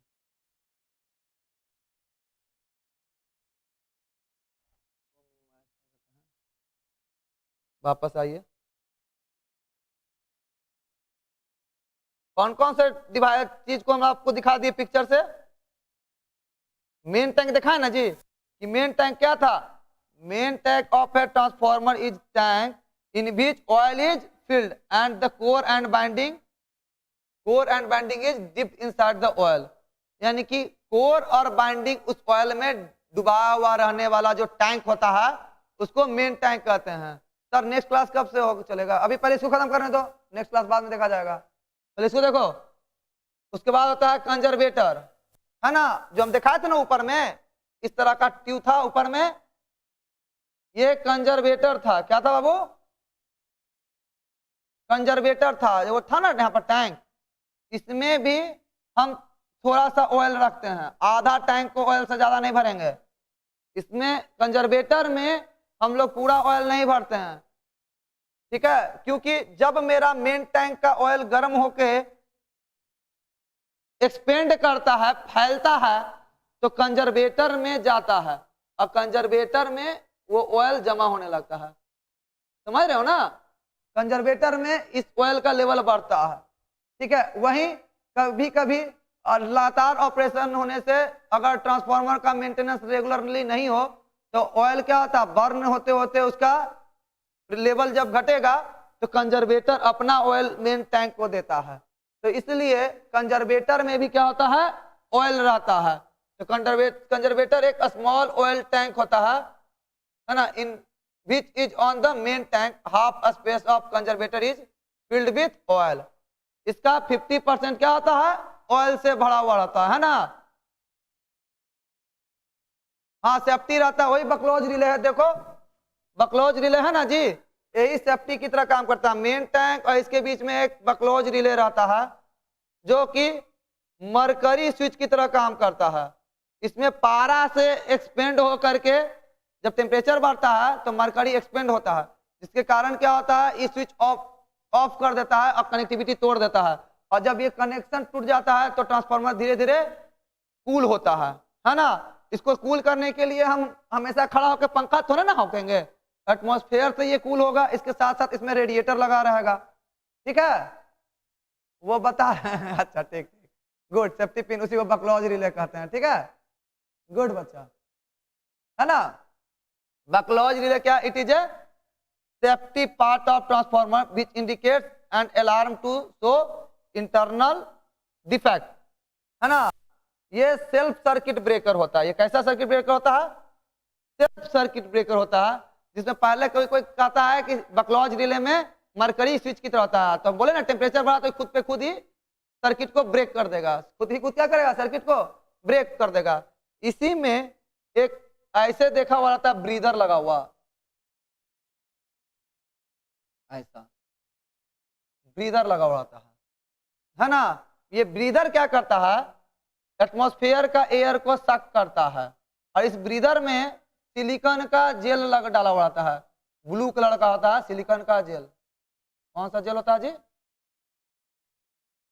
Silicon jail. ठीक है, जब मेरा ऑयल श्रिंक कर जाएगा कूल होने के बाद, तो ब्रीदर क्या करेगा, कहता when the oil of transformer shrink after cooling the air from atmosphere is taken into the conservator, this phenomenon is called breathing, है ना। अब इस फेनोमेनन को क्या करेंगे हम लोग? ब्रीदिंग कहेंगे, है ना। इसमें सिलिका का जेल लगाता है या कैल्शियम क्लोराइड लगाता है जो कि ब्लू कलर का आता है। सिलिका का जेल किस कलर का होगा? ब्लू कलर का। और इसका काम होता है एटमॉस्फेयर का मॉइस्चर को एब्जॉर्ब कर लेना। ब्रीदर का काम क्या होता है? एटमॉस्फेयर का मॉइस्चर को एब्जॉर्ब कर लेना। और साथ ही साथ इसी के नीचे में एक छोटा सा ऑयल टैंक रहता भी है बाबू, एक छोटा सा ऑयल का टैंक भी लगाए हुए रहते हैं जो कि डस्ट को सोखेगा। ब्रीदर में जो सिलिकॉन का जेल होता है वो मॉइस्चर को तो सक कर लेगा लेकिन डस्ट को सक नहीं कर पाता। डस्ट इसको ट्रांसफार्मर को खराब कर सकता है ना। ठीक है, चलो, है ना। यहां देखो, तो ब्रीदर समझ गए, है ना। आज जब मेरा ब्रीदर मॉइस्चर को एब्जॉर्ब करेगा तो ये ब्लू कलर से वायलेट या पिंक कलर में कन्वर्ट हो जाएगा। नॉर्मली फ्रेश सिलिका जेल का कलर होता है ब्लू, लेकिन जब ये मॉइस्चर कलर कोड भी बता देंगे, 2 मिनट का चीज है, रुको ना, इसके बाद बताते हैं, है ना। उसके बाद है ट्रांसफॉर्म। कलर कोड इंपॉर्टेंट है बाबू, वो आता है, ऐसा नहीं कि वो इंपॉर्टेंट नहीं है, वो भी इंपॉर्टेंट ही है, इसलिए हम ये नहीं बोल सकते वो इंपॉर्टेंट नहीं है, इंपॉर्टेंट सब चीज रहता है। ट्रांसफार्मर ऑयल देखो कि ट्रांसफार्मर जो हीटअप होता है तो उसके हीट को रिड्यूस करने के लिए, ताकि ट्रांसफार्मर में लॉस कम हो, ऑयल का इस्तेमाल किया जाता है। ये ऑयल मेरा कूलेंट की तरह बिहेव करता है, इंसुलेशन और कूलेंट की तरह काम करता है ना। ये 2 तरह का हम बताएं, एक मिनरल होता है, दूसरा सिंथेटिक ऑयल होता है ना। ऑयल का 2 तरह का प्रॉपर्टी होना चाहिए कि ये ऑयल मेरा इंसुलेटिव होना चाहिए, दूसरा इसका स्पेसिफिक हीट हाई होना चाहिए और फायर पॉइंट भी हाई होना चाहिए। फायर पॉइंट का मतलब होता है वैसा लुब्रिकेंट जिसको जो हाई टेम्परेचर, जिस टेम्परेचर पे कोई लुब्रिकेंट या ऑयल बर्न होना शुरू कर देता है उस टेम्परेचर को फायर पॉइंट कहते हैं। लेकिन जहां पे वो स्पार्क सिर्फ क्रिएट करता है उस टेम्परेचर को फ्लैश पॉइंट कहते हैं। ठीक है, तो फायर पॉइंट क्या होता है? किसी भी ऑयल का या लुब्रिकेंट का मतलब बर्निंग करने लायक टेम्परेचर जो होता है उस टेम्परेचर को ही हम लोग कहते हैं फायर पॉइंट। तो मेरा ट्रांसफार्मर का जो ऑयल है, समझ रहे हो ना, उस ऑयल का क्या हम लोग देखेंगे कि फायर पॉइंट हाई होना चाहिए और स्पेसिफिक हीट भी हाई होना चाहिए। लास्ट है बूसिंग। अब बोलते हो ना बूसिंग क्या है, देखो बूसिंग क्या है भाई, देखो बूसिंग क्या है। हम बताए थे ना, अभी कुछ देर पहले हम बता रहे थे बूसिंग बूसिंग बूसिंग बूसिंग। यहाँ पर देखो ये सब बता रहे थे कि सब बूसिंग है, बता रहे थे ना। अरे रे रे रे रे रे रे रे रे रे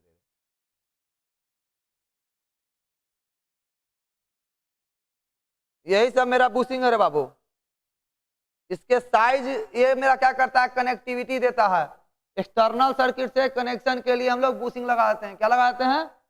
बूसिंग लगाते हैं। ठीक है, क्लियर हो रहा है?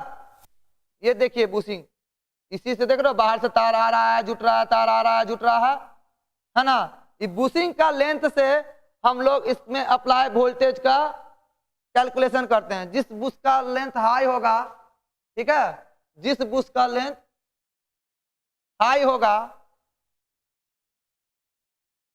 वो हाई वोल्टेज बाइंडिंग से कनेक्ट होगा। लॉन्ग बुशिंग क्या करेगा? हाई वोल्टेज से बाइंडिंग से कनेक्ट होगा। स्मॉल बुशिंग क्या होगा? लो वोल्टेज बाइंडिंग से कनेक्ट होगा। याद रहेगा ना, है ना। होगा बाबू, फिजिक्स के टाइम में फिजिक्स का भी होगा, है ना। तो ये देख लिए हम लोग, इस फिगर में हम सब चीज बना दिए हैं। देखो यहाँ पे बाबू फोटो लास्ट में आ गया है, गलती से आगे पीछे हो गया है, ठीक है। हम उसलिए हमको वहां पे नेट का इस्तेमाल करके तुमको दिखाना पड़ा, है ना। देखो यहाँ पे ये मेन टैंक है,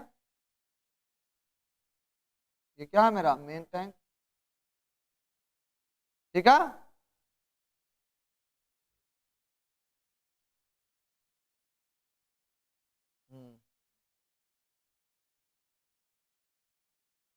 यहाँ पर देखो ये सब है बूसिंग, ये सब क्या है बूसिंग है, जिससे हम लोग तार को कनेक्ट करते हैं। यही मेरा ऊपर वाला बताया था कि कंजर्वेटर होता है, जहाँ 50% ऑयल फिलअप किया जाता है। और बताए थे कि यहाँ पे ब्रीदर लगा हुआ है, जिसमें सिलिकॉन का जेल होता है, इसका कलर ब्लू होता है ना। जब ये एयर या मॉइस्चर को सक करता है तो इसका कलर बदल के पहले व्हाइट हो जाता है, जब पूरा खराब हो जाता है तो ये पिंक हो जाता है। यहाँ पे होता था रेडिएटर या बाइंडिंग, जो कि ठंडा करने का काम करता है इसके भीतर के ऑयल को, मतलब ट्रांसफार्मर को ठंडा रखने का काम करेगा ये, ठीक है। कोई दिक्कत, कोई दिक्कत है ना जी। अब हम लोग पढ़ने जा रहे हैं आगे। ट्रांसफार्मर को हम लोग क्लासिफाइड कैसे करेंगे। ट्रांसफार्मर मेरा पावर ट्रांसफार्मर होता है, इंस्ट्रूमेंट ट्रांसफार्मर होता है, ऑटो ट्रांसफार्मर होता है। तीन तरह से मेनली क्लासिफाइड किए हैं। और एसी के कनेक्शन के आधार पे मेरा पावर ट्रांसफार्मर या तो सिंगल फेज ट्रांसफार्मर होगा या तो 3 फेज ट्रांसफार्मर होगा। और यही दोनों ट्रांसफार्मर को हम लोग ये देखते हैं कि कोई ऐसा ट्रांसफार्मर नहीं होता है जिसका पावर चेंज होता है। पावर हमारा ट्रांसफार्मर का हमेशा कांस्टेंट रहेगा बुआ। और तो और ये ट्रांसफार्मर मेरा वर्किंग के आधार पे दो तरह का होता था, एक स्टेप अप, दूसरा स्टेप डाउन ट्रांसफार्मर। एक स्टेप अप ट्रांसफार्मर, दूसरा स्टेप डाउन ट्रांसफार्मर। और स्टेप अप ट्रांसफार्मर क्या होगा, ऐसा ट्रांसफार्मर जिसके आउटपुट में हमको ज्यादा वोल्टेज मिलेगा, है ना। तो स्टेप अप ट्रांसफार्मर के लिए क्या चाहिए हमको,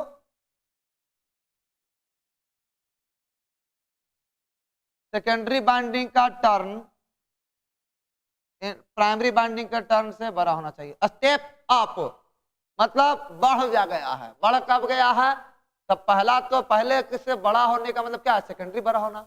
बढ़ेगा कैसे, मतलब पहला कम है दूसरा का ज्यादा हो गया तो स्टेप अप हो गया। डाउन का मतलब पहले ज्यादा है और अब घट गया, तो क्या हो गया, अगर पहला बाइंडिंग का टर्न ज्यादा है दूसरा का टर्न घट गया, इस सब ट्रिक से याद रखना, तो उसको कहेंगे स्टेप डाउन। स्टेप डाउन का मतलब शॉर्टकट में ट्रिकली यही सब याद रखो, नहीं तो ट्रांसफार्मर तो बहुत मजेदार टॉपिक है, इसको पढ़ाने में कम से कम 4 घंटा, तब पूरा इसका फेजर उजर सब बताया जाएगा, समझा। सर कौन सा यूनिट है, ट्रांसफार्मर पढ़ा रहे हैं बाबू, ठीक है। स्टेप डाउन ट्रांसफार्मर में सेकेंडरी बाइंडिंग का टर्न कम होगा, प्राइमरी बाइंडिंग का टर्न ज्यादा होगा। इसीलिए स्टेप अप में क्या होता है, आउटपुट वोल्टेज मेरा बढ़ के मिलता है। आउटपुट वोल्टेज बढ़ जाएगा, आउटपुट वोल्टेज स्टेप अप में बढ़ जाएगा। तो जब वोल्टेज बढ़ेगा तो करंट क्या होगा, पावर कांस्टेंट होता है बाबू। तो जिस रेशियो में मेरा ट्रांसफार्मर का वोल्टेज बढ़ता है उसी रेशियो में ट्रांसफार्मर का करंट घटता है, ठीक है। जिस रेशियो में, है ना। हाँ बेसिक बता रहे हैं, ज्यादा इधर उधर नहीं जा रहे हैं हम लोग, हम बेसिक बेसिक बता रहे हैं। वहीं स्टेप डाउन ट्रांसफार्मर में क्या होता है, आउटपुट वोल्टेज घटता है, आउटपुट वोल्टेज घटता है, तो करंट क्या होगा, करंट क्या होगा, बढ़ेगा, ठीक है। उसके अलावा है इंस्ट्रूमेंट ट्रांसफार्मर में दो तरह का, current transformer, potential transformer. Current transformer को सीटी और पोटेंशियल ट्रांसफार्मर को पीटी से भी रिप्रेजेंट करते हैं। पीटी जो होता है वो करंट से प्रोटेक्शन का काम करता है, यानी कि करंट के लेवल को घटाएगा। तो करंट के लेवल को घटाने के लिए क्या करना होगा हमको, स्टेप अप ट्रांसफार्मर बनाना होगा, है ना। करंट के लेवल को घटाने के लिए स्टेप अप बनाना होगा। अब पीटी क्या करता है, वोल्टेज के लेवल को घटाएगा। तो वोल्टेज के लेवल को घटाने के लिए क्या करेंगे हम लोग, स्टेप डाउन ट्रांसफार्मर बनाएंगे, समझा ना। कोई दिक्कत, चलिए आगे बढ़ते हैं हम लोग। इसके बाद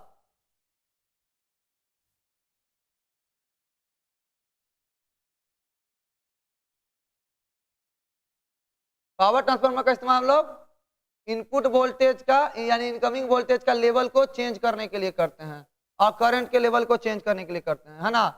मतलब अच्छा ट्रांसफार्मर का एफिशिएंसी बहुत ही हाई माना जाता है। नॉर्मली कहा जाता है कि ट्रांसफार्मर का एफिशिएंसी बहुत ही हाई होता है। स्टेप अप स्टेप डाउन सब पढ़ा चुके हैं। फिर एक ही चीज आ गया है, वो आगे पीछे हो गया है। हम बताए थे ना इंस्ट्रूमेंट ट्रांसफार्मर करंट में, the transformer use for the measurement of current is known as current transformer. जो ट्रांसफार्मर का इस्तेमाल करंट को मेजरमेंट करने के लिए किया आता है उसको करंट ट्रांसफार्मर कहते हैं। और ये मेरा करंट को रेंज को एक्सटेंड करने के लिए कैसा बनाया जाएगा, वोल्टेज को यहां देखो तो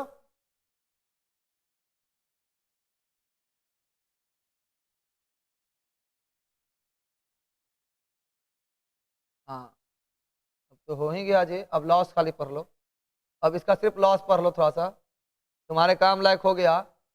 ट्रांसफार्मर में लॉस दो तरह का पता है, कोर लॉस या आयरन लॉस, दूसरा कॉपर लॉस। कोर लॉस और आयरन लॉस को ही हम लोग कांस्टेंट लॉस भी बोलते हैं और कॉपर लॉस को वेरिएबल लॉस भी बोलते हैं। इसमें दो तरह का लॉस होता है कोर लॉस में या आयरन लॉस में, एक होता है ईडी करंट लॉस, दूसरा होता है हिस्टेरिसिस लॉस। हिस्टेरिसिस लॉस का फॉर्मूला ये होता है, इसको आप याद कर जाइएगा। और ईडी करंट लॉस का फॉर्मूला ये होता है जहां हम लोग बोलते हैं बी का पावर 1.6 हो गया तो हिस्टेरिसिस लॉस, अब बी का पावर अगर स्क्वायर देख रहे होंगे तो उसको कहेंगे eddy current loss. Eddy current loss में हम लोग गौर कर रहे हैं कि कोर के थिकनेस का भी टर्म आ गया, थिकनेस पर ये डिपेंड करता है। इस पर डिपेंड करता है थिकनेस के स्क्वायर के। यही सब ऑब्जेक्टिव आएगा कि हिस्टेरिसिस लॉस जो होगा वो फ्रीक्वेंसी के डायरेक्टली प्रोपोर्शनल होता है, जबकि ईडी करंट लॉस जो होगा वो फ्रीक्वेंसी के स्क्वायर के डायरेक्टली प्रोपोर्शनल होगा। गौर करो, यही सब पॉइंट याद रखना, ठीक है। और eddy current law hysteresis law जो होता है मैक्सिमम फ्लक्स डेंसिटी के पावर पे 1.6 होता है, वहीं मेरा ईडी करंट लॉस जो होता है उसमें मैक्सिमम फ्लक्स डेंसिटी के स्क्वायर के प्रोपोर्शनलिटी होता है, ठीक है। लेकिन फ्रीक्वेंसी हमेशा कांस्टेंट होता है रे बाबू, ठीक है। कॉपर लॉस में हम लोग पता था ना कि आई स्क्वायर आर लॉस कहलाता है, इसको हम लोग बाइंडिंग लॉस भी कहते हैं, ठीक है। इसको बाइंडिंग लॉस भी कहते हैं। नॉर्मली ट्रांसफार्मर का एफिशिएंसी बहुत ही हाई होता है क्योंकि इसमें लॉस बहुत ही कम होता है। ट्रांसफार्मर का टोटल लॉस कांस्टेंट लॉस और वेरिएबल लॉस मतलब आयरन लॉस और कॉपर लॉस के सम के बराबर होता है, ठीक है। ट्रांसफार्मर का एफिशिएंसी 90% से ज्यादा होता है। कितना होता है? 90% से ज्यादा होता है। अभी आप लोग का और भी दूसरे चीजों का भी क्लास होने वाला है, इसीलिए हम चाह के भी बहुत ज्यादा आप लोगों को टाइम नहीं दे पाएंगे, है ना बाबू। फिर भी इतना तो बता दिए हैं कि तुम लोग से बहुत सा क्वेश्चन बन जाएगा। एक चीज है, इस बच्चा को भेजा था हमको सेट, एक तो बच्चा भेजा था उसको ऑब्जेक्टिव बोल रहा था बनवा दीजिए। ये तो लगता है ऑर्डर मॉडल सेट का है, तो बच्चा भेज रहा था। ये वाला आप इसको एक्सपोर्ट कीजिए तो कैसे कीजिएगा? ये लगता है ऑर्डर मॉडल जेट का है। अच्छा भेज दीजिए, हम थोड़ा सा बता देते हैं सब। हाँ डालिए तो ले लीजिए, जैसे करना है करके जल्दी से भेज दीजिए फटाक से। बस इसको इसी पीडीएफ को भेजिए।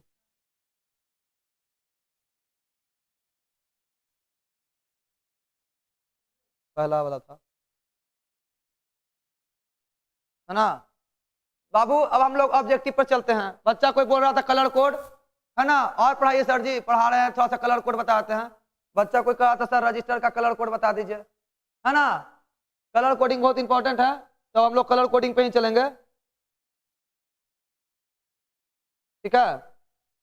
चलिए हम लोग रजिस्टर के कलर कोडिंग पर ध्यान देने जा रहे हैं। देखो बाबू, कलर कोडिंग ऑफ रजिस्टर, कोशिश मेरा यही रहता है कि पूरा पढ़ा दे, लेकिन संभव थोड़े ना है, टाइम नहीं दे पाए ना। टाइम अगर लगातार पढ़ाते रहते तो पढ़ा लेते हैं, है ना, नहीं पूरा वीडियो अपलोड हुआ, हम देखवा लेंगे बाबू, हम देखवा लेंगे, हो जाएगा, सर से बात कर लेंगे। आ गया क्या, क्या कौन सा पीडीएफ था, कौन बच्चा भेजा था, देखना पड़ेगा, 1 मिनट। रूपम ना नाम है बच्चा का, रूपम भेजा था।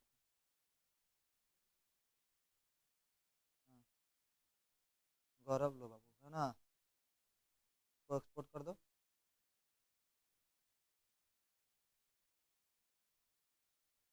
जा, हाँ आ गया, गया, डालो, डाल दो उसको, है ना। जो तुम लोग का क्वेश्चन कुछ था, कुछ ऑर्डर का कोई बच्चा भेजा था कि सर इसको बता दीजिएगा, हम देख लेते हैं, है ना। पूरा हो जाएगा बाबू, पूरा हो जाएगा, घबराओ मत, पूरा वीडियो हो जाएगा, ठीक है। आगे देखते हैं हम लोग, तो क्या देखें, देखो नॉर्मली रजिस्टर्स का हम लोग जानते हैं कि यूनिट होता है ओम, लेकिन इसमें कुछ डिफरेंट डिफरेंट पट्टी भी होता है रजिस्टर पे, जिसमें अलग अलग कलर रहता है, ठीक है।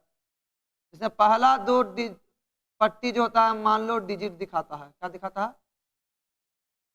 डिजिट, और तीसरा मल्टीप्लायर बतलाता है, तीसरा क्या बताता है, मल्टीप्लायर, और एक साइड में गोल्डन, सिल्वर या प्लेन रहता है। तो अगर ये मेरा टॉलरेंस बताता है, रजिस्टर का क्या बताता है, टॉलरेंस बताता है, ठीक है। हम यहाँ पर देख रहे हैं कि 4 बैंड वाला हम लोग बता रहे हैं, रजिस्टर का कलर कोडिंग 3 बैंड 4 बैंड का होता है ना, 3 बैंड और 4 बैंड का होता है। हो गया ना मधु अपलोड बाबू, अभी अपलोड हो गया ना, चलिए हो जाएगा बाबू, थोड़ा सा काम में लगे हुए हैं हम लोग भी, सुबह से लगातार अलग अलग बैच को पढ़ा ही रहे हैं ना। हाँ, आपको हम पढ़ा रहे हैं, दूसरा सर किसी और को पढ़ा रहे हैं, मेहनत सब कर रहा है कि तुम लोग का नंबर अच्छा है ना। चलो ला दीजिएगा। तो देखो, इसको जानने के लिए होता है एक ट्रिक, बीबी रोय, ब्लैक ब्राउन रेड, इस तरह से बीबी रोय, ठीक है।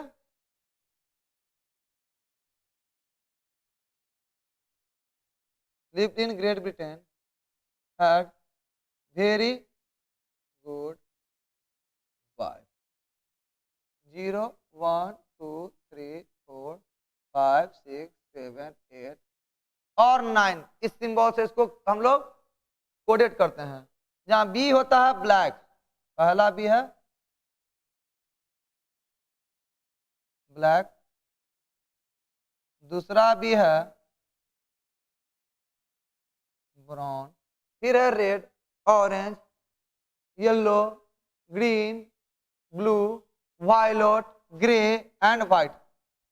इस तरह से हम लोग क्या देखते हैं, 10 गो सिंबल देखते हैं, ठीक है। इसके अलावा एक होता है गोल्ड, दूसरा होता है सिल्वर, इतना कलर होता है, गोल्ड, सिल्वर या प्लेन, जिसको कहीं कहीं ब्लैक या नन लिखता है, ये तीनों कलर हमारा टॉलरेंस बतलाता है। क्या बताता है, टॉलरेंस बतलाता है ना।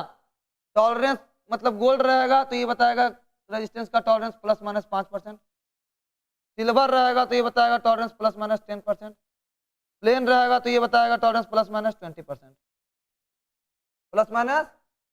±20%। मेरा बैग है ना, इसमें से फोटो डाल दीजिए, तो लाई तो कॉपी।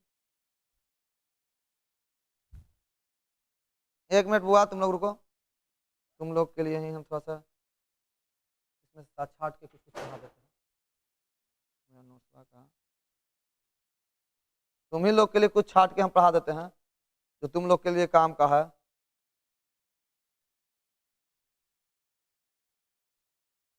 ना। यहाँ पर हम लोग लिख देते हैं, ठीक है। इधर लिख रहे हैं हम लोग कलर, बी का क्या बताया था, ब्लैक, ब्राउन, रेड, देख रहा है ना, लिखा था ना, B Roy, black brown red orange yellow, orange, yellow, green, blue, violet,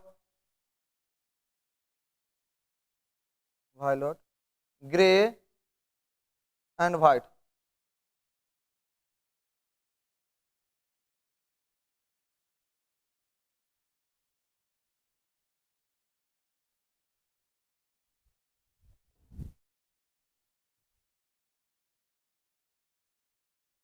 इसको मिटा दे क्या? अच्छा इसको मिटा देते हैं, फिर बाद में इसको समझाएंगे। इसको रहने दें, रहने देते हैं, व्हाइट तो है। यहाँ पर कलर था, इधर होगा बैंड। देखिए तो कितने को बैंड बनाया? फर्स्ट सेकंड थर्ड, 4 को बैंड बनाया था, तो 4 को बैंड बना देते हैं। फर्स्ट, सेकंड, थर्ड और फोर्थ। 4 बैंड बनाया था ना, 4 बैंड वाला समझा रहे हैं अभी आप लोग को। 4 बैंड वाला आप लोग के लिए काफी है ना? 4 बैंड वाला कलर कोडिंग आप लोग के लिए काफी है, थोड़ा ध्यान दीजिएगा, ठीक है। सर मोटर पढ़ना है, मोटर भी हाँ है बाबू पढ़ना, एक के दिन में काका 2 दिन ना पढ़ा है रे। लेकिन हाँ तुमको ट्रांसफार्मर से क्वेश्चन ज्यादा आता है, बन जाना चाहिए। ऑब्जेक्टिव तो ऑब्जेक्टिव क्वेश्चन का तो है ना, एक क्वेश्चन में जो अच्छा से अपने से कुछ कुछ मेहनत करना। हम कोशिश ही ना कर सकते हैं 2 दिन में। लगभग हम कोशिश किए हैं कि ज्यादा से ज्यादा तुम लोग को कवर कर दिए सिलेबस, और अगर पहले से कोई पढ़े हुए होगे तो और अच्छा से किए हुए होगे, है ना। कलर कोडिंग से ऑब्जेक्टिव क्वेश्चन पूछेगा सर जी, ऑब्जेक्टिव पूछता है ना। या तो 4 नंबर का दे देगा, कलर का वैल्यू देगा, रेजिस्टेंस का वैल्यू निकालना होगा, या रेजिस्टेंस का वैल्यू रहेगा, कलर कोडिंग करना रहेगा। 4 नंबरियों में आ सकता है।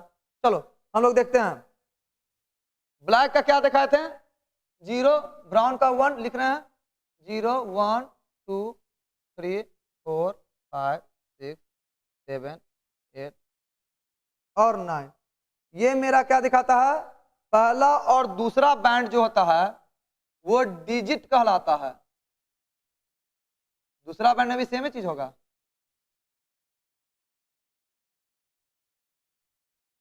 लेकिन तीसरा बैंड को हम क्या बोले थे कि मल्टीप्लायर कहलाता है, बोले थे ना। थर्ड बैंड को हम लोग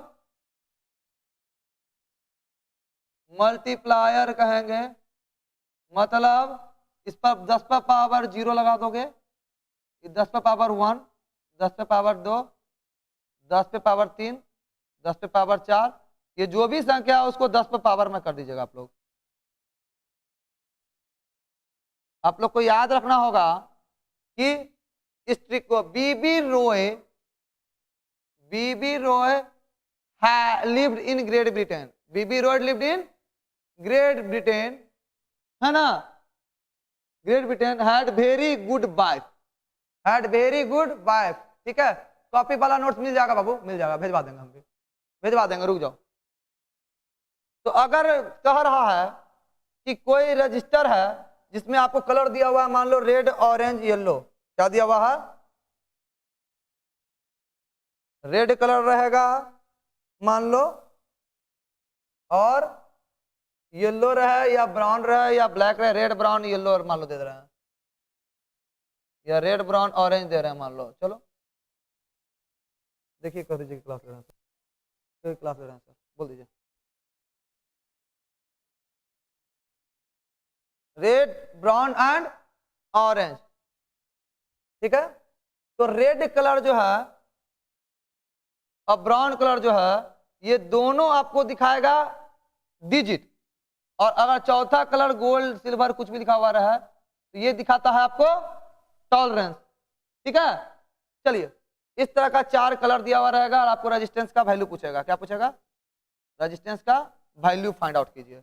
तो रेड के लिए और ब्राउन के लिए आप पहले डिजिट वाला सेक्शन में जाइएगा।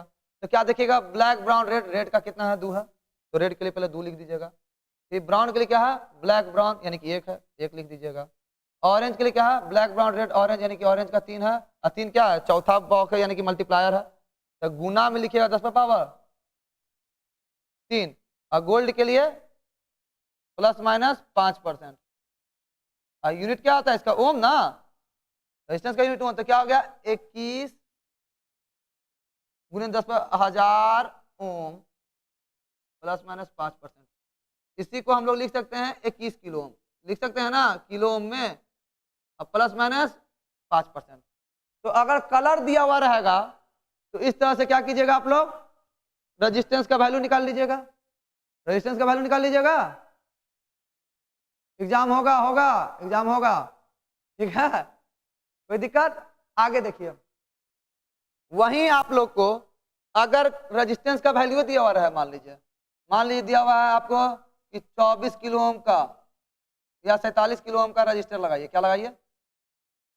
47 किलो ओम का रजिस्टर लगाना है, इसका प्लस माइनस 10% टॉलरेंस हो, और इसका के लिए कलर लिखना है। क्या लिखना है? कलर। तो इसमें क्या देख लिया, 4 मेरा डिजिट है, 7 मेरा डिजिट है, और किलो ओम, पहले इसको पूरा ओम में कन्वर्ट कीजिए। 4 7 1 2 3, तो 2 गो डिजिट हो गया, और ये क्या हो गया, मल्टीप्लायर में 4 7 इंटू 10 टू पावर 3, बदल गया ना। तो 4 का क्या होता है डिजिट? येलो। 4 का डिजिट येलो। 7 के लिए कौन सा कलर होगा? वायलेट। 7 के लिए वायलेट, तो कलर क्या लिखेगा? Yellow, violet. और 10 टू पावर 3 के लिए क्या होता है? 3 के लिए ऑरेंज है, तो ऑरेंज। और टॉलरेंस प्लस माइनस 10 है, तो प्लस माइनस 10 के लिए टॉलरेंस होता है सिल्वर का। किसका होता है? सिल्वर का टॉलरेंस प्लस माइनस 10। तो क्या लिख दीजिएगा यहाँ पे? सिल्वर। तो आप लोगों ने क्या गौर किया यहाँ पे, इसके लिए, इस रेजिस्टेंस के वैल्यू के लिए अपने कलर कोड लिखना सीख गया ना। कलर का कोडिंग आसान था ना, रजिस्टर कलर कोड नहीं बताया था, बता दिए ना तुरंत बाबू। केजी ओम कैसे लिख दिए सर? देखो बाबू, 1000 ओम बराबर 1 किलो ओम होता है। कितना बराबर? 1000 ओम बराबर 1 किलो ओम होता है। किलो ओम है तो एक, जैसे कि 1 किलो में कितना ग्राम, तो 1000 ग्राम। तो 5 किलो अगर लिखा रहेगा तो बोलोगे ना 5000 ग्राम है। उसी तरह 47 किलो ओम को हम लोग बोल सकते हैं ना 47,000 ग्राम है। मधु समझ रही है बुआ? मधु समझी कि नहीं? यस या नो बोलो। जैसे 4 किलो को लिखती है ना 4000 ग्राम, उसी तरह से 4 किलो को लिखोगी 4000, 4 किलो ओम को लिखोगी 4000 ओम। ठीक है, चलो आगे देखते हैं बाबू। तो तुम लोग को अब हमारे ख्याल से रजिस्टर का कलर कोडिंग आ गया होगा। हम लोग देखेंगे, क्या देखेंगे, कहाँ है जी पीडीएफ? हाँ इसी में है ना, कहाँ है जी, निकाल दीजिए, निकालिए, कहाँ डालना है? अच्छा इसी में है। लॉर्ड, आइए आइए ना, निकाल दीजिए।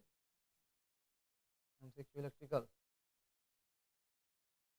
आइए।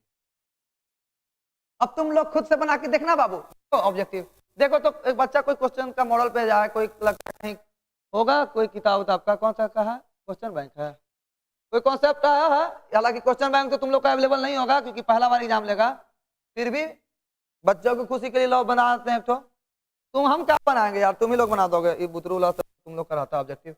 जब इतना कॉन्सेप्ट बताया तो ऑब्जेक्टिव ना बनेगा, उम्मीद है नहीं, एक नहीं बनेगा। देखो कहता है transformer core is laminated in order. किस लिए लेमिनेटेड किया जाता है? तो ऑप्शन आप ही लोग बताइएगा हमको, हम अभी आप लोगों को नहीं बताएंगे ऑप्शन, जब नहीं बनेगा तब बताएंगे।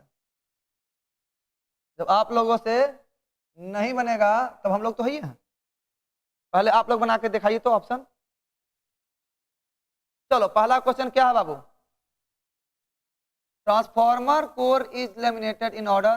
किस लिए कोर को लेमिनेट करते हैं? किस चीज को करने के लिए? क्या इसके कंस्ट्रक्शन को सिंप्लीफाई करने के लिए, कि ईडी करंट लॉस को रिड्यूस करने के लिए, कि कॉस्ट को घटाने के लिए, कि हिस्टेरिसिस लॉस को घटाने के लिए? बताइए किसके लिए करेंगे? फिर से बता दीजिएगा, छूट गया कलर कोड के बारे में। अरे वीडियो देख लेना बाबू, तो सिला वीडियो देख लेना बाबू, अभी टाइम कम है, फिर क्लास है अगला। बी होगा ना, गुड मधु। क्या हम अभी बताए ना कि मतलब ईडी करंट लॉस को हम लोग प्रिवेंट करने के लिए कोर को क्या करते थे, लेमिनेट कर देते थे। लेमिनेट करने का मतलब क्या होता था, इसको छोटा छोटा टुकड़ा में बांट देते थे, जिसके कारण ईडी करंट लॉस कम जाता था। अभी पढ़े थे ना हम लोग कुछ देर पहले। हाँ दिखाई नहीं देते हैं सर, क्या नहीं देते हैं सर? बी। अगला देखो, step down transformer decrease. Step down transformer क्या डिक्रीज करता है बाबू, बताओ क्या डिक्रीज करता है? हालांकि ट्रांसफार्मर लगता है नहीं पढ़ाया था ना, इसलिए ये बचवा भेजा है, अभी पढ़ा दिया ना, बताओ आंसर लिख। अच्छा आंसर लिखा हुआ है, चलो कोई बात नहीं है, फिर भी तुम लोग को तो आता होगा ना, हम ध्यान ही नहीं दिए, अभी तुरंत भेजा, हम तुरंत भेजवा दिए हैं, ठीक है। कोई बच्चा भेजा है तो हम तुरंत भेजवा दिए, हम तो देखो नहीं किए, लेकिन तुम लोग से बनना चाहिए। क्वेश्चन बैंक हम तो नहीं छापे हैं, बन जाएगा तुम लोग से, है ना। बस इतना पर हो कि तुमसे ऑब्जेक्टिव ऑब्जेक्टिव सब बने। स्टेप डाउन ट्रांसफार्मर का काम क्या आता है, वोल्टेज को घटा देना, लेकिन करंट को ये बढ़ा देता है ना जी, करंट को क्या कर देता है, ये बढ़ा देता है। Very good. तीसरा, which of the following quantity same in all parts of series circuit. Series circuit में क्या सेम रहता है, पावर, रेजिस्टेंस, वोल्टेज की करंट। बार बार बोल रहे हैं ना कि सीरीज में क्या सेम रहता है, सीरीज में मेरा करंट हमेशा सेम रहता था, वोल्टेज बढ़ता था, याद है ना, क्या बढ़ता था, है ना। सर सॉल्व कर दीजिए, सॉल्व ही हो रहा है बाबू, सॉल्व ही ना हो रहा है मधु, सॉल्व भी करते जा रहे हैं साथ साथ। तुम लोग ये बताए ना कि सीरीज में हम लोग इतना चीज पढ़े हैं, series RL circuit, RC circuit, RLC circuit, इतना तरह का सर्किट हम लोग पढ़ लिए ना, तब तो मन गदगद हो गया होगा कि भाई सीरीज में मेरा करंट मेरा चेंज नहीं रहता, करंट हमेशा कांस्टेंट होगा। तो आंसर डी तो दे ले, सही है। कहता है कि किसी का टाइम पीरियड दिया हुआ अल्टरनेटिव क्वांटिटी का 0.02, टाइम पीरियड यानी कि टी दिया हुआ 0.02 सेकेंड, तो इसका फ्रीक्वेंसी निकालना है। तो फ्रीक्वेंसी बराबर क्या होता है, 1/t होता था, आज ही पढ़े थे ना।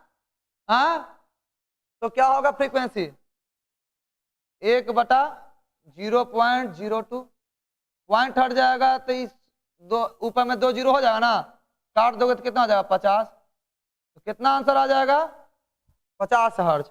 देखो तो 50 हर्ट्ज, देखो आंसर भी डी दिया हुआ, ये तो बना हुआ है। ओ डेल्टा स्टार कनेक्शन दिया हुआ है, एक चीज पढ़ना है, स्टार और डेल्टा कनेक्शन। क्या पढ़ना है, स्टार और डेल्टा कनेक्शन। क्वेश्चन में आ गया, चलो वही बताते हैं, 2 मिनट का चीज है, ये कैसे मिटेगा, रुकिए। इसको हम लोग स्टार डेल्टा पूछ दिया है बच्चा को, इसको घटा देते हैं, कैसे घटेगा,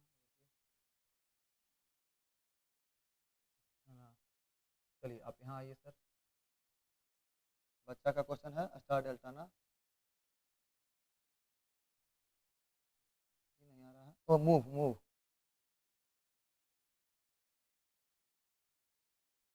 मूव कैसे होगा, अच्छा स्क्रॉल में होगा, तो भयानक टेंशन है। ठीक है, हम लोग को क्वेश्चन है एक स्टार डेल्टा से है, किससे है, तो देखिए बाबू किसी 3 एलिमेंट को, अच्छा 5 मिनट में छोड़ देते हैं, क्लास हो गया क्या, टाइम है 5 मिनट में, 5 मिनट ले लेना, ठीक। चलो बाबू देखो आगे, देखो स्टार डेल्टा देख लो कि हम कोई रजिस्टर है या कोई भी डिवाइस, अगर हम लोग सर्किट को टी फॉर्म की तरह कर देंगे, मतलब तीनों डिवाइस का एक टर्मिनल मेरा कॉमन हो, उसको हम लोग टी नेटवर्क या स्टार नेटवर्क बोलते हैं। क्या बोलते हैं, टी नेटवर्क या स्टार नेटवर्क,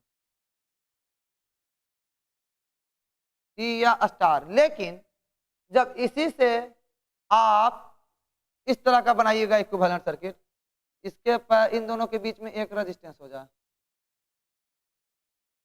और इन दोनों के बीच में एक रेजिस्टेंस हो जाए, और इन दोनों के बीच में एक रेजिस्टेंस हो जाए, तो इसको हम लोग डेल्टा या पाई बोलेंगे। पीला वाला को क्या बोलेंगे? डेल्टा नेटवर्क या पाई नेटवर्क।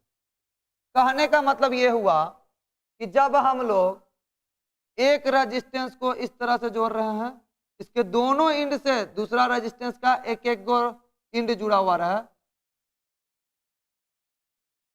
तो इसको हम लोग क्या बोलेंगे? पाई नेटवर्क। क्या बोलेंगे? पाई नेटवर्क या डेल्टा नेटवर्क। ठीक है। अब देखिए, मान लेते हैं हम लोग कि ये रेजिस्टेंस जो था R1 था, ये R2 था, ये R3 था। तो जब ये ऐसा था, मतलब इस पॉइंट का वैल्यू 1 है, इसका वैल्यू 2 है मान लीजिए, ये है 3, तो उल्टा हो गया। हाँ चलिए कोई नहीं, 2 इधर लिए हैं, इसको 2 और इसको 3, यहाँ पर है न्यूट्रल, यहाँ पर है न्यूट्रल। तो हम लोग गौर कर रहे हैं, ये दोनों 1 और 3 के बीच में जो रेजिस्टेंस है उसका वैल्यू R13 रहेगा। क्या है बाबू? R13, 1 3, आई वाला पूरा एक हो गया 2। 1 और 2 के बीच में रेजिस्टेंस का वैल्यू है R12। क्या है? 1 और 2 के बीच में है रेजिस्टेंस का वैल्यू R12। अंदर में नहीं, बाहर में बनाते हैं। ये R13, ये R12 और ये है R23। ठीक है। हमको इस डेल्टा नेटवर्क से स्टार में कन्वर्जन करना होगा। किसमें करना होगा? स्टार में। तो कैसे करेंगे? हमको R12, R23, R31 जब दिया हुआ रहेगा तब कैसे करेंगे? और जब R1, R2, R3 दिया हुआ रहेगा, मान लीजिए ये हो गया मेरा डेल्टा नेटवर्क। ये क्या हो गया? ऑरेंज वाला डेल्टा, और इसी को अगर हम ब्लू से लिखेंगे तो स्टार बना दे रहे हैं। देखिए ये हो रहा है R1, ये हो रहा है R3, ये हो रहा है R2। ठीक है। अब अगर हमको R1 निकालना हो, यानी कि डेल्टा दिया हुआ हो और स्टार में कन्वर्ट करना हो, सीधा ट्रिक बताएंगे, पूरा ड्राइव नहीं करेंगे, टाइम नहीं ना ज्यादा, ट्रिक बताते हैं। डेल्टा दिया हुआ है, यानी कि आपको क्या दिया हुआ है? R12, R23 और R13 दिया हुआ है। तो निकालना क्या आपको? R1 निकालना है, R2 निकालना है और R3 निकालना है। तो कैसे निकालेंगे हम लोग? ये R1 बराबर हो जाएगा, अगल बगल वाला गुना कर दीजिएगा, R12 गुने R13। इसके अगल वाला से क्या कीजिएगा? इसके इधर ये वाला है और इधर ये वाला, इन दोनों रेजिस्टेंस से गुना कर लीजिए। अब बटा में तीनों रेजिस्टेंस हमेशा जोड़ दीजिएगा।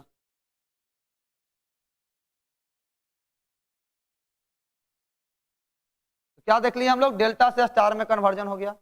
उसी तरह से R2 निकालना है, तो R2 के आगे पीछे क्या है? R12 है और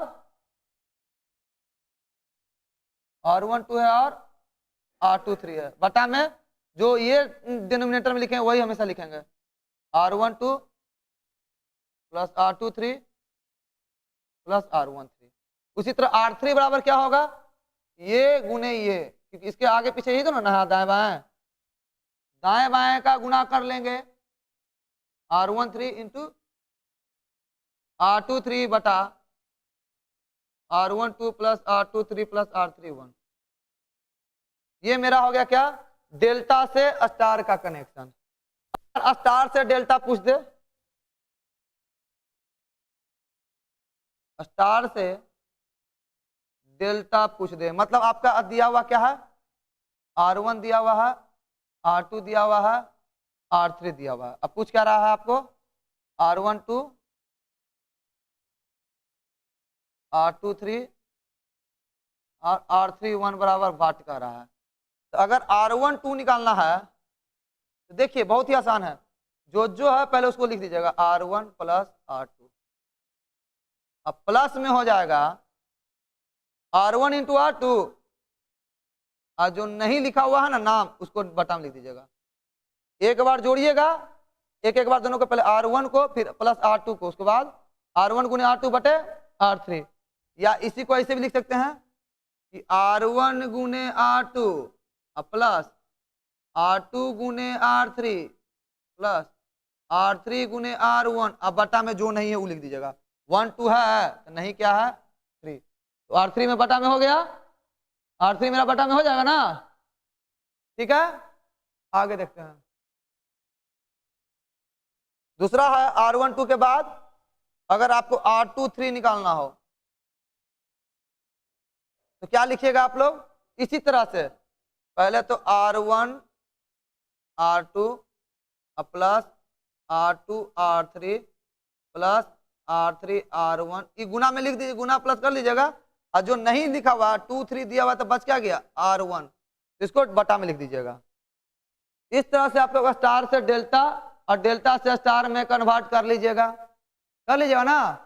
आज के लिए इतना ही रहने देते हैं बाबू, और कोई डाउट रहेगा तो ऑफिशियल नंबर पे आप कॉल कर लीजिएगा और सर से पूछ लीजिएगा। अब हमको लगता है कि आप लोग रिवीजन कीजिए तो ज़्यादा अच्छा है, फिर भी अगर कोई डाउट होता है तो आप लोग मतलब मैसेज कर दीजिएगा, है ना, सर से या बात कर लीजिएगा, कोई डाउट हम फिर भी बताएंगे, ठीक है। लेकिन आप लोग अब क्वेश्चन बैंक देखिए, कोशिश कीजिए, अब रिलैक्स होकर जितना पढ़ा उसको पढ़ के जाइए, कम से कम 60 नंबर के आसपास तो जरूर बना दीजिएगा, क्योंकि और वाला भी क्वेश्चन रहता है, कुछ टॉपिक हम जरूर नहीं छुपा हैं, लेकिन और वाला क्वेश्चन के अलावा भी आपसे हो जाएगा, ठीक है। नहीं अब हम नहीं पढ़ा पाएंगे बाबू, अब दूसरे सर का क्लास हो रहा है, समझे। और अच्छा से एग्जाम दो सबको, ऑल द बेस्ट, ठीक है, सबको ऑल द बेस्ट एग्जाम का। हमसे जहां तक हो पाया किए, और कोशिश करेंगे जब तुमको जो डाउट होगा उसको क्लियर कर देने का, ठीक है। समय का अभाव के कारण, नहीं तो अभी हम और भी डिटेल में पढ़ते हैं, ट्रांसफार्मर हुआ, मोटर हुआ, बहुत डिटेल में पढ़ने का चीज है, ठीक है। लेकिन अभी के लिए इतना रहने दीजिए, और दूसरे टॉपिक का क्लास चलेगा। आप लोगों को ऑल द बेस्ट आपके एग्जाम के लिए, है ना। चलिए ठीक है बाबू, बाय, गुड बाय, डिस्कनेक्ट।